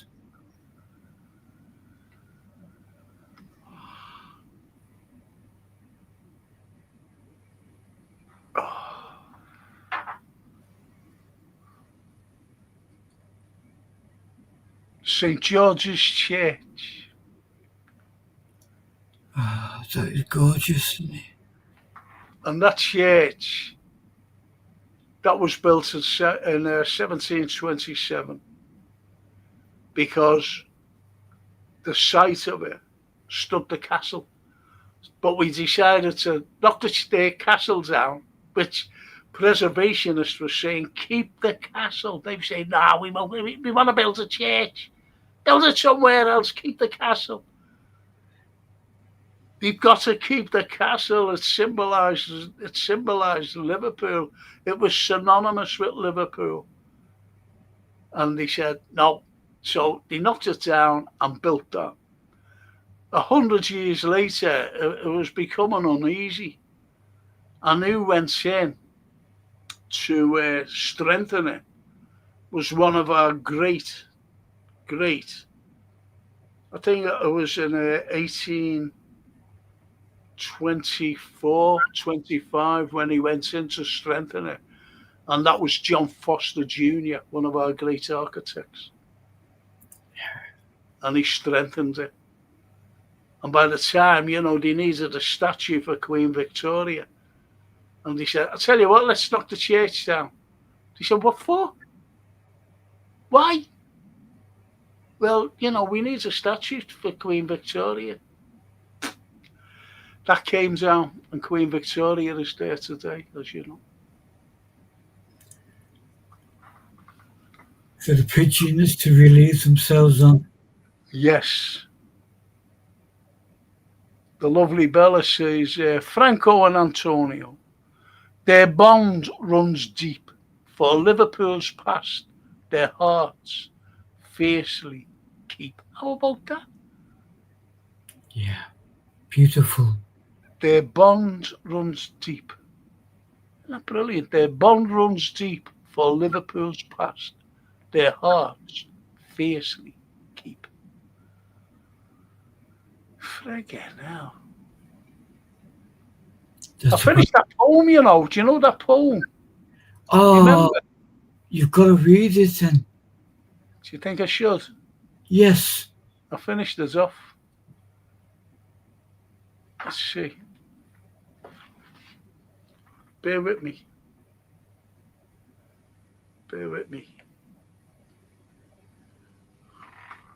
Again, I haven't got my glasses.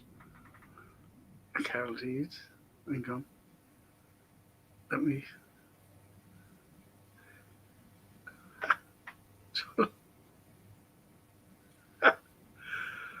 Where is it? Steady. No. I don't know where it is.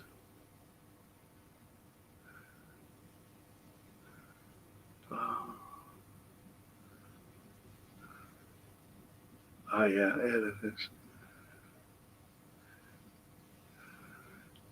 Do you know what? I'll have to get my glasses out. Need you mind? No, not at all, Frank. I can't read without my glasses because Get them. That's so lovely to hear it. I'm awfully sorry. I shouldn't have said anything, should I? Anyway, Yes. It won't be a second, honestly. Bear with me.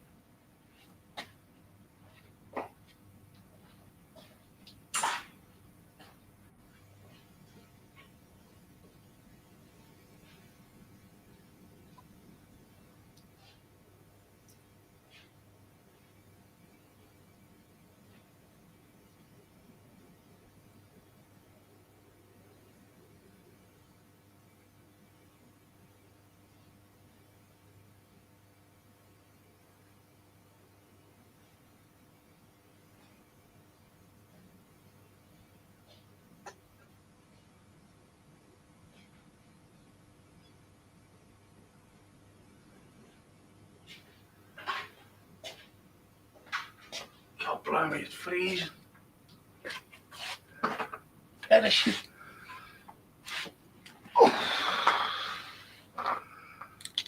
This is a forlorn poem, to be honest. Just bear with me. Sorry about this, people, but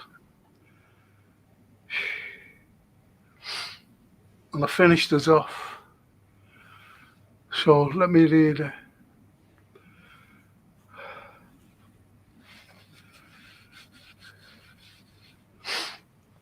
Right, I haven't even got a title for it, But anyway, here it goes.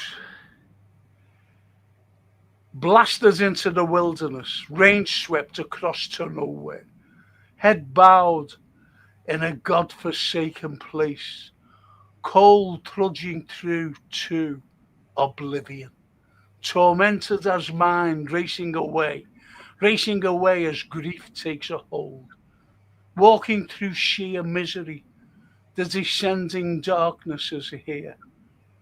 Is it guilt I feel, guilt of love, love I rejected, hearts broken? Is there time for redemption? The guilt I feel, and isolation. Can forgiveness be the answer to end this tormented soul, the hapless, aimless wandering to seek solace from this gift? The final judgment is revealed to show compassion and forgive.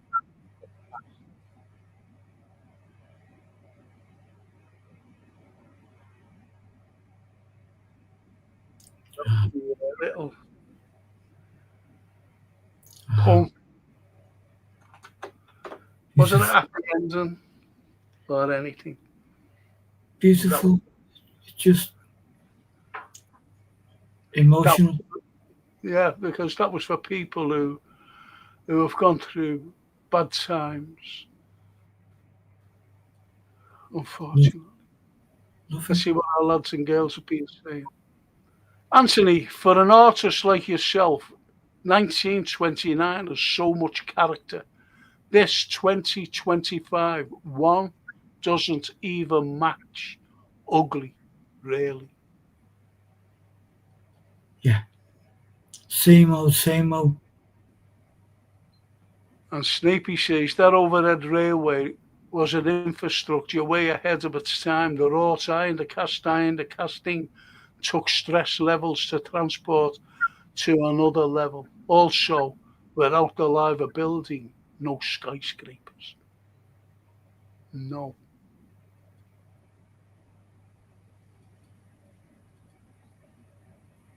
Good point, Anfield, regarding architectural kudos. And the Anfield to the Snape. As I and you probably said, brickwork, the industrial building periods, gave our city and country a lot of character. So also stone, etc. Nowadays, it's this ugly metal and glass. Yes. Yes. Capital letters. Yes.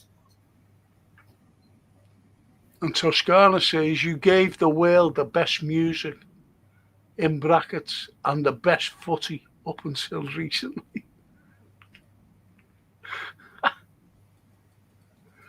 Well, I'll be doing a football show tomorrow anyway. And Steppen says tonight is the sad anniversary of Freddie's death. He used to stay on Penny Lane at the Dovedale Towers. Must have stayed there when I seen him at the stadium. Must have been staying there. And Bella says, oh yes, I've read that. And Franco and Antonio, their bonds runs deep for Liverpool's past. Their hearts fiercely keep. That's brilliant, that. Toscana says, beautiful, Bella. Anfield Road. That's lovely. That is, Bella. Yeah. Isn't that lovely? Yeah. Absolutely. Be acknowledged. I think it's brilliant. Thank you, Toscana. Yeah. And the Anfield. Great point, Snapey, lad. That's about architectural wonders. Yeah. And there is the greatest of all that we knocked down. This is like knocking down the castle, in my opinion. I used to pass that myself. And what that was a theatre. The Theatre Royal. And you know who acted there as an amateur actor?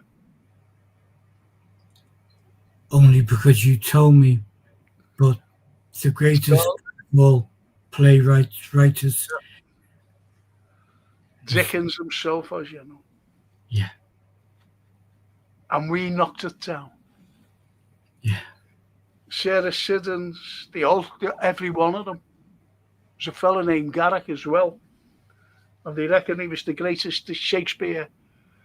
Carrick, they reckon he was the greatest Shakespeare actor of all time.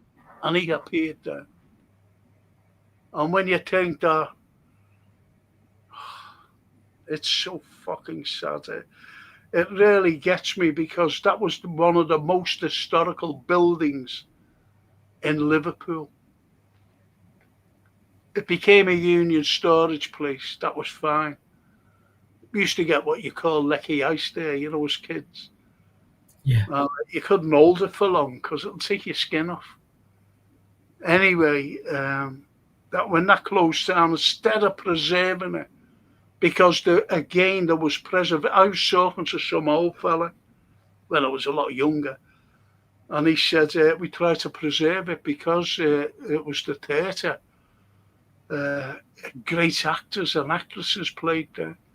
And do you know where Franz Liszt, the great composer?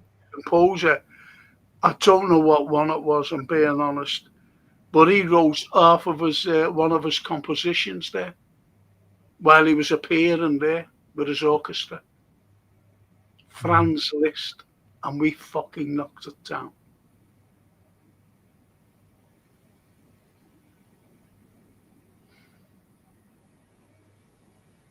I'm sad. Yeah, I'm sad. It's Jason's fault putting it up. Just imagine, though. Look at it. Look at the size of it. And it still could have been a theatre today. Just imagine treading the boards. Say Drew. Yeah. Drew, one of our great, well, he is our greatest actor, in my opinion. Treading the boards that even Charles Dickens treaded on as an amateur actor. Yeah. Yeah. Because I was so proud to stand on the same stage to give like speeches. Yeah. At St. George's Hall that Charles Dickens stood on. Yeah. Yeah. Me too. I played music on that stage, and it's the same thing. There you go. But I mean, third could have been the Dickens Theatre. Why didn't he call it the Dickens Theatre? He still could call it the Dickens Theatre. They just got no vision. Town planners are from Mars. They're not from here. Yeah, look. The Anfield. Oh, Frankie, me old granddad loved Williamson Square, lads. Yeah. There was pubs, there was everything there. Still is, don't get me wrong. But when your granddad must have been like myself, looking at the Union Cold Storage Company. He must have been. And, to see it gone, for me to see it gone. Do you know what colour the stone was as well, Anthony? Don't forget that. You've only got to look at the Liver building. You only had to look at St. George's Hall and the rest of them. They were black. I always thought that they were black, from a kid, because that used to be my playground. Yeah. Around the Stebble Fountain and the Walker Gallery. They used to be my playground. A few other little mates of mine. And we always thought that the stone, that it was black. The stone was black. Yeah. But it wasn't. It was the environment. It was the pollution that was destroying it. Anyway, when it cleans up, we know how beautiful they are. The neoclassical buildings and even the Pier Head. And that was the same stone. Imagine that. The same stone, if it would have been cleaned, as St. George's Hall. Just beautiful, Frank. In the vicinity of St. George's Hall. Yeah. It's just over the road from it. The same vicinity. Oh.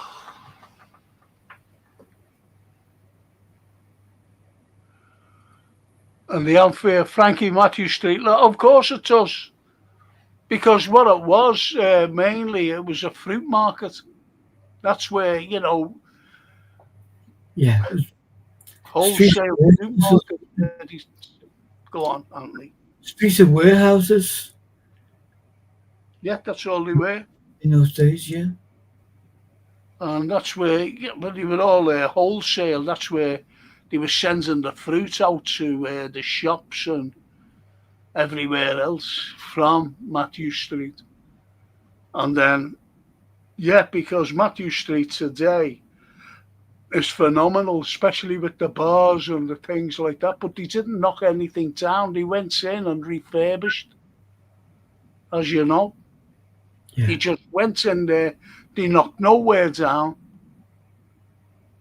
but they did knock the caverns down. Yeah. Which was a sin. Yeah.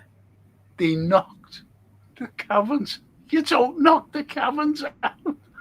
They fucking knocked it down. Oh, dear. They knocked it up. Well, I know that they had to build, which they wanted, cavern walks. Cavern walks. So they decided to knock the cavern down instead of knocking the other side down and leaving the cavern alone. Yeah. History doesn't come into it, does it? No. Well, I knew Backhouse, the architect. Yeah. Knew him well. He used to go for a drink with him. And David Backhouse. And he wanted to leave it. He said, I can build it out. No, knock it down. Because he could have he said he wanted to just like build what he was going to build and build, like an entrance, a square entrance into the cavern. He said, I could just leave all that. He said, no. And this is why he was designing. They fucking knocked it down and it became a car park for 6 cars. Yeah. Yeah. 6 fucking cars. I know. And 6 cars that was never on there. It's just a odd couple or 3.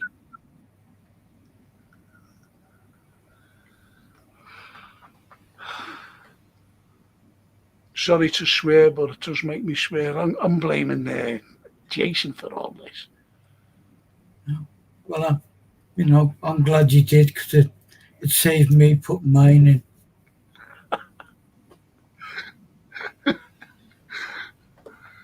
And the Anfield, Frankie, the irony is today, it looks like a tip.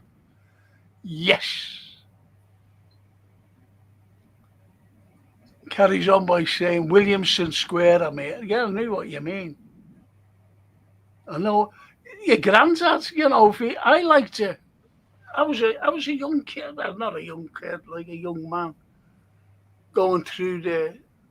And I used to look at this big building, when it was empty. I'm talking about the Theatre Royal. And you look around and you see the oldest rep theatre in the world, and that's the Playhouse. Did you know that? Yeah. It's the oldest in the world. I didn't know it was the oldest in the world, but I knew the oldest in the world. I mean, in England, our greats, everyone from Ronnie Barker to whoever, all did rep there, didn't they? Everyone. Judy Dench, whoever. Yeah, Dame Judy. I seen a play. It was an American play, but it was great. And it was called Fences. It was called Fences. And he was an American actor. You mightn't know his name, but when I tell you what he was in, you'll go, oh, yeah. Right. And his name was Yaphet Kotto. Yaphet Kotto. Shall I tell you what? His name doesn't ring a bell, does it? No. Shall I tell you what he was in? Yes, please. Have you ever seen Alien, the original Alien? Yeah, yeah, Well, you know the black lad's in it? yeah. That's him, that's your fat Cotto. Wow.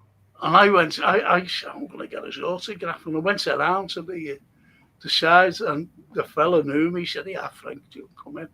So I went in, and I was just outside the green room, and he was coming out. And I said, can I have your autograph, please, you fat? He said, what do you want my autograph for? I said, can I have it? And he went, all right. So he gave me his autograph. It was on a programme. I haven't got the programme anymore. Anyway, he was dead tall. He was 6 foot fucking hot. And I mentioned Alien. And I tell you who else has seen, I forget the title.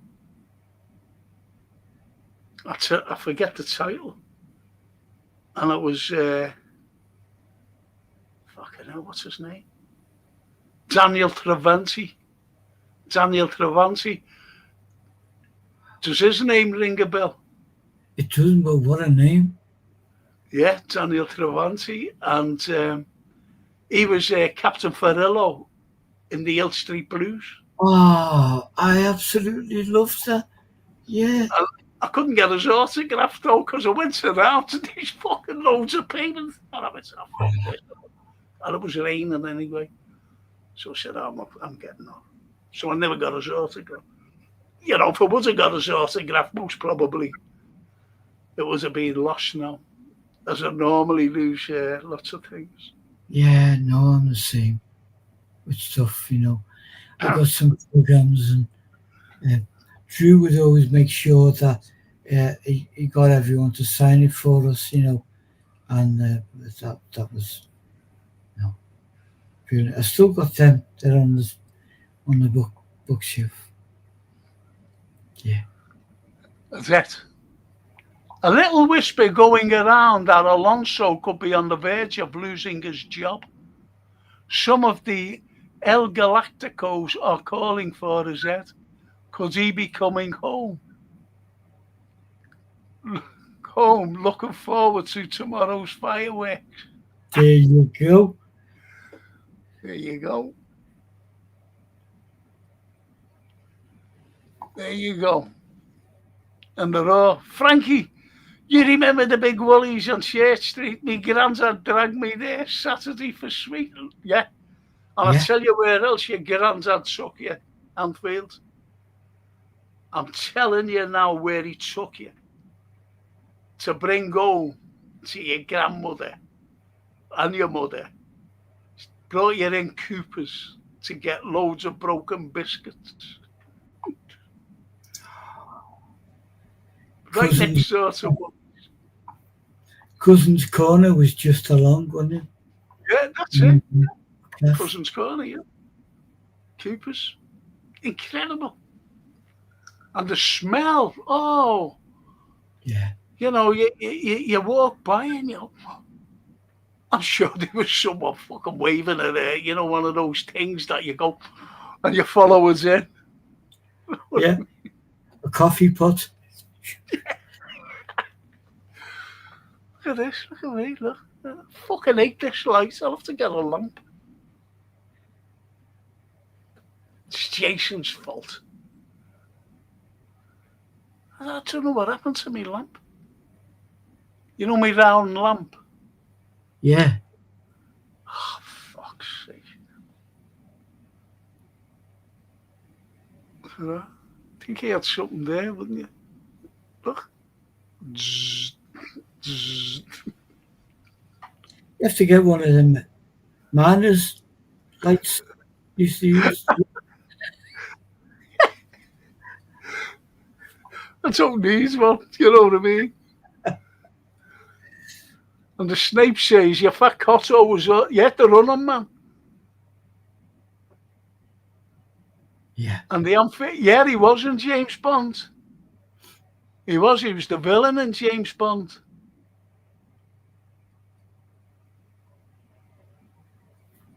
Spot on that, Frankie. Broken bickies. Yeah, there you go. I knew you got it. All granddads and grandmothers and mothers and fathers, and they all went in there. Broken biscuits. Yeah. Because there used to be, do you ever remember Green Shield stamps? Yeah. Well, there was also pink stamps. And I used to work on the top on a Saturday, getting the stuff things, like all the pink stamps, what you could get, like pots and pans and kettles and things, like they're just like the Green Shield stamps. But I worked there in Cooper's building, and I used to work with two our fellas, and they were in the First World War, and I used to talk to them about it. Wow. And they used to say we lost a lot of friends, Fucking hell. Because they used to say to me, are you fascinated with war? I said, no. It's a college, you see. Just trying to earn a few bob. Because I couldn't work, I had to do something. I used to go to the fruit market. Remember when I told you when they said, hey, there was all these bananas, in them long wooden boxes. Yeah. And he was pulling them down, and one of them fell, more or less, and the lids opened, and we went to get a bunch of bananas, put under our coat, hide, for when we're going home, and fucking big spider. We ran away. And the boss who hires us, on Saturday morning, he went, where do you get the fucking back here? And he come out with a big shovel. He said, yeah, I give it to you. I'm fucking running after that. Kill me. This is over the edge, he said.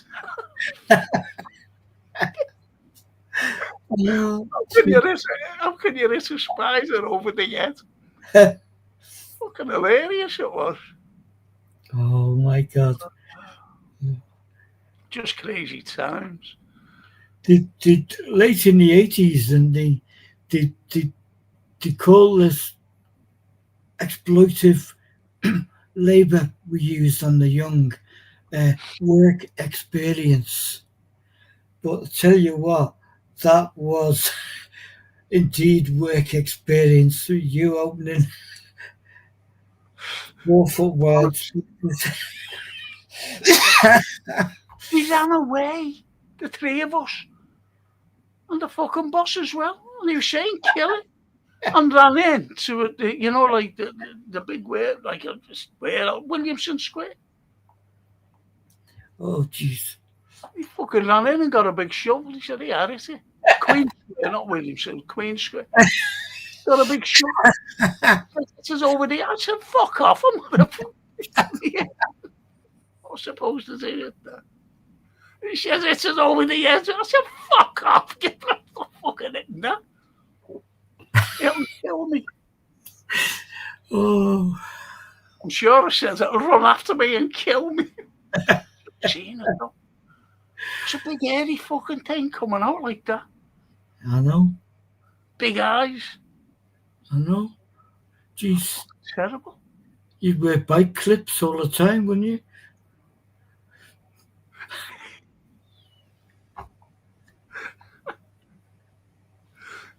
Honestly, a fellow was telling me, just at my age.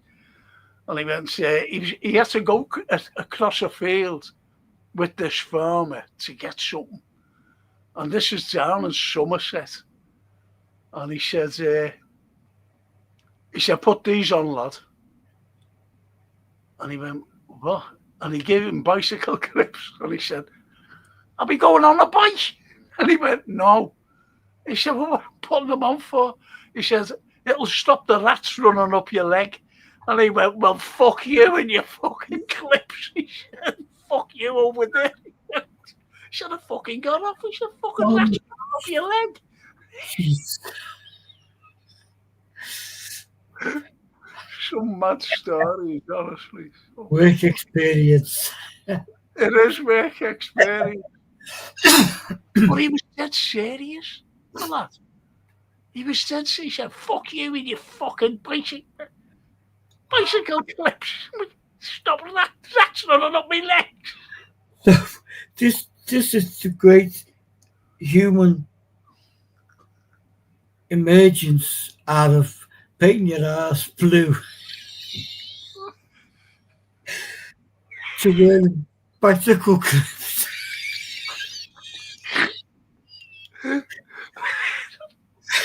world world leaders in what? Well, I just said something, you go across then? He said, fuck off. He said, would you go across? Then I thought about the spider. I said, no fucking shit. Oh my God. The outfield goes, Frankie, it sounds like that Richard Keys, that lad.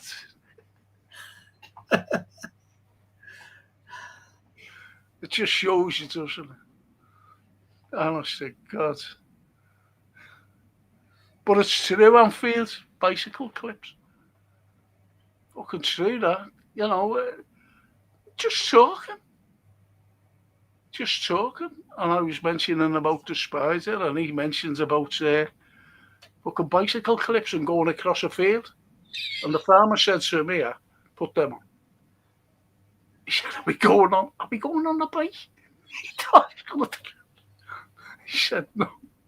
He said, stop the rats running up your legs. He said, fuck you and your fucking rats and your bicycle clips. That was the end of that. I'm sorry to swear, you ladies, but it's what was said. It adds to the empathy of the story. Well, George Bernard Shaw, Einstein, they said, you know, you got to use an expletive to emphasize the point. And we're nobody to argue with Einstein.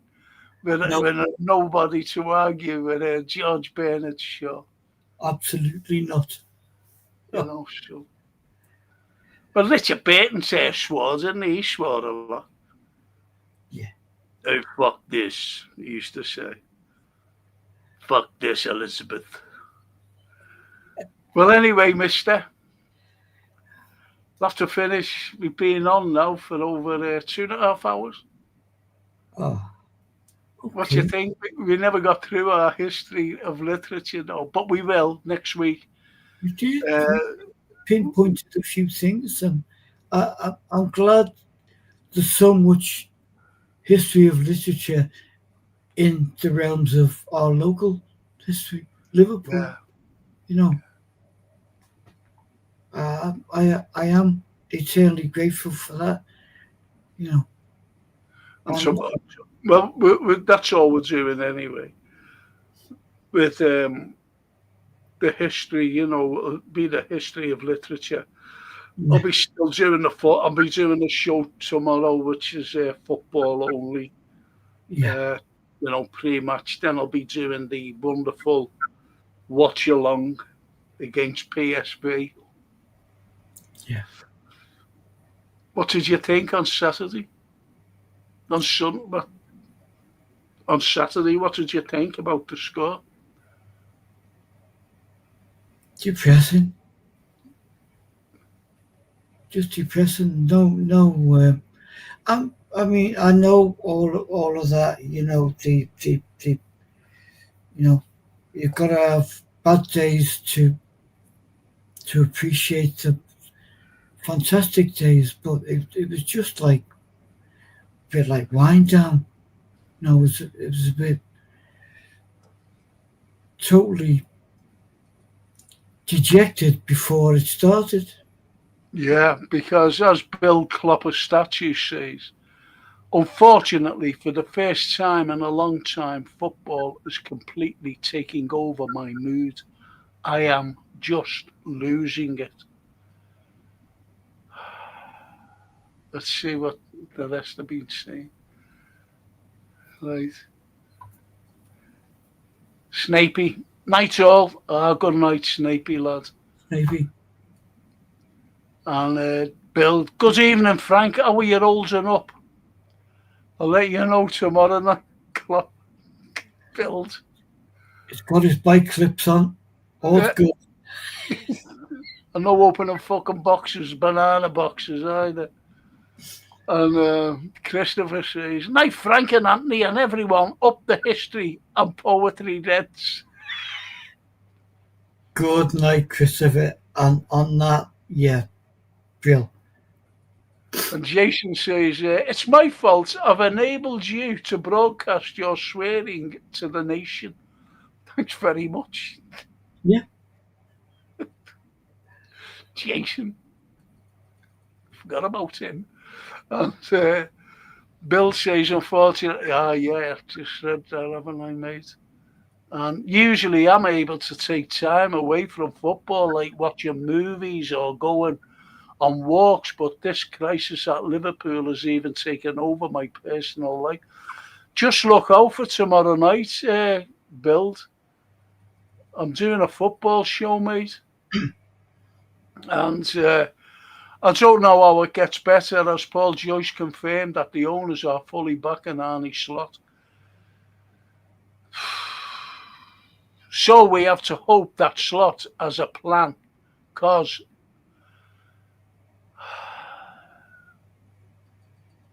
he's got a fucking plan, but it won't be a good plan, because he keeps to the same plan.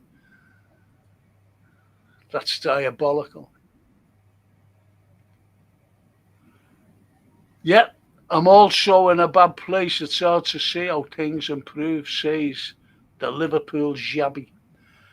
Join me tomorrow night, lads. Please, Jabby and Build. Just join me, because everything will be football. Grazie, Franco, Antonio, and everyone. Buonanotte and take care. It's been an enjoyable evening, says the lovely Toscana. Thank you, Toscana. And us back to you. Yeah, absolutely. If I'm a PSV, I'd sit deep, allow us to play a high line and counter attack. They have quick attackers, and we all know how that'll end, says the Liverpool Jabby.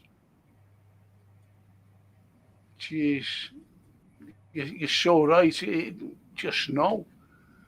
And lovely Odette, relish everything that's inside of you, the imperfections, the darkness, the richness and light, and everything. And that makes for a full life. Anthony Hopkins. I love Hopkins and I love his quotes. And he said, just go and enjoy yourself. And he actually swore. He said, just go and enjoy your fucking self. And it reminds me of what Shakespeare said, out, brief candle. That's your life. Out, brief candle, because it's brief.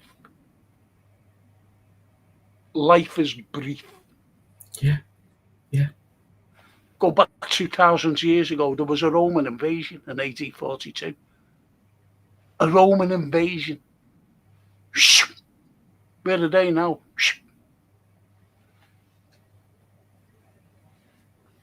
Yeah. Gone. Out, brief candle. Great quote there, Odette. Frank and Anthony, I've been listening in the background. Great show once again, and thank you. And the chat for your lovely company, says Owen Lee. Thank you, Owen Lee. Thank you, Owen. Thank you. And Jason says, coincidentally, I started swearing when I started producing your shows.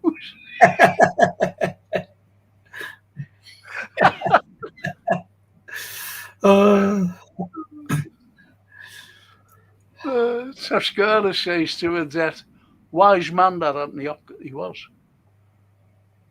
And McAllister Goat, he says, I would love the likes of Chiesa start, but we know how stubborn Slot is. He will start Gapco and Salah no matter what. Yes, just join me tomorrow night, boys. and girls. I heard from Laquip that Mbappe has fallen out with Alonso, but we will talk tomorrow, says the lovely Adet, about the next manager. Bonsoir. Bonsoir, Adet. Bonsoir. Bonsoir. Merci beaucoup. Yes. Bill Shankly says the GOAT. A lot of football success is in the mind. You must believe you are the best team and then make sure that you are. Great quote. And that's a proper quote. And one thing he never said, boys and girls, was, support us when we win, support us when we draw, but don't support us when we lose, or that nonsense. Whatever he never said it. He did not say it. And if you see a comment come up and that's saying they've got fuck all to say, they've got nothing to say, and they just come up with a quote like that because they've got fuck all to say, nothing to back up, not fuck all, nothing. So take no notice of them. Fucking hell. I'm going to finish on these. I'm going to finish with Darwin the GOAT. I worry our biggest issue is mental, not tactics or personnel. It's something deeper. How about our heads drop and overall care and intensity? It's just not there. And I do as well. I really feel for Szoboszlai. He's given us everything and he's being let down by his club and country. He's being let down by the fucking manager. His legs are going to drop off in the new year. He plays every game. He fucking runs everywhere. And he's trying to keep us, knitting us together. Bring GOAT Jurgen Klopp back, says Darwin the GOAT. And Darwin says, do you think yeah, he would be? He would until the end of the season. Yeah, he would. He's always had an open mind, as you know, and he even said it last week, I think. Was it last week or the week before? I'm open. Yeah. No, it wasn't open. What did he say? Try and say it precisely. He said, I've never left the idea of me not coming back. He never said the door is left open or anything. He just said that the idea is, for them to come back anytime they want me. And do you guys know when our next international? I'm just looking forward to the next March. Next March. Can we just cancel the season and move on to the next one? Do you mean videos with a new manager? Yes. Sometimes I miss Lucho and Klopp. No, I think if you would have just said I miss Lucho and Klopp, I would have totally agreed with you. Lucho magic, honestly, fella, because Lucho just brilliant. Liverpool's current form is a horror. Yes, it is, Darwin. And on that horrible note, Anthony, thank you for joining me tonight. Your company. It went from the history of literature to the history of justice, and then to everything else. And then to mad stories about spiders and fields and then football. Well, is that not history? Yes, it is. It's the truth. Anyway. Yeah, it is. And I just want to say thank you. And I just want to say thank you to Gap Painting Services. Don't forget, these are fully insured, fully time served. There are no cowboys involved. If you want a job done, get them in. If you don't struggle trying to do a job for Christmas and hurrying and whatever, just let these lads in. Have them to do what you want to do, what you want them to do. And they'll do it. You'll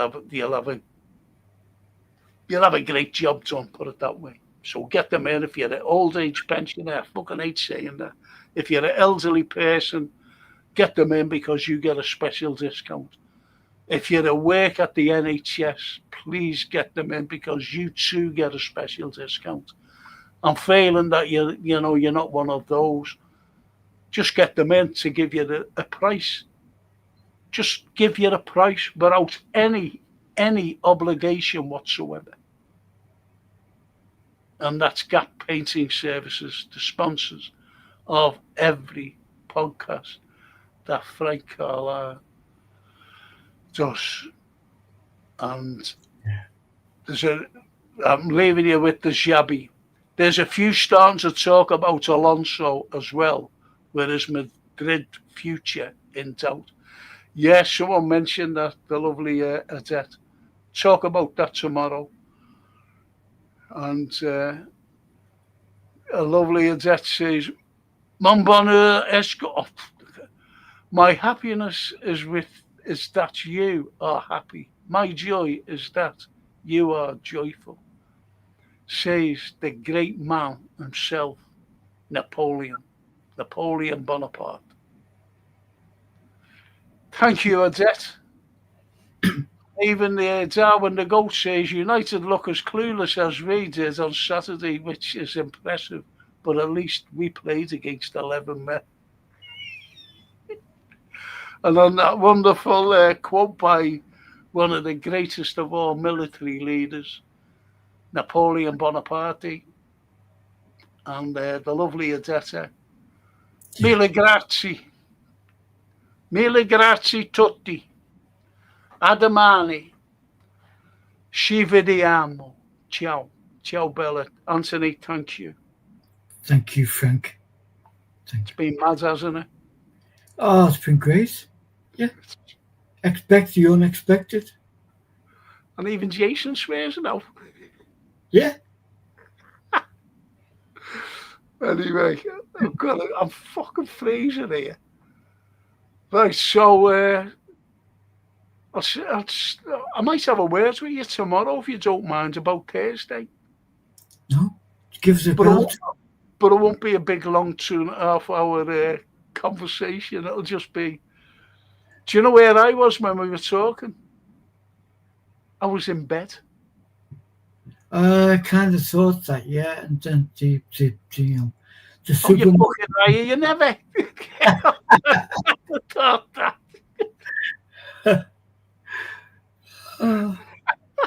But yeah, we will, of course we will. Yeah, speak tomorrow, yeah. Tomorrow. Yeah. Oh, Thursday. Okay.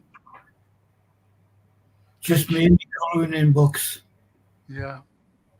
And we'll tell Adette that, we will be doing a Christmas carol. We will be doing a Christmas carol. And others as well. Yeah. Yeah. Thanks, Anthony. Speak tomorrow, mate. Cheers, Frank. Thank you. Good night, one and all. Thank you. Love to Laney. And this is, who do we thank mostly besides Jason? Who's the most we have to thank? It's our beautiful chat family. Absolutely. That's it. Without them, there'd be no show. No. Thanks, people. Thank you. Thank you all.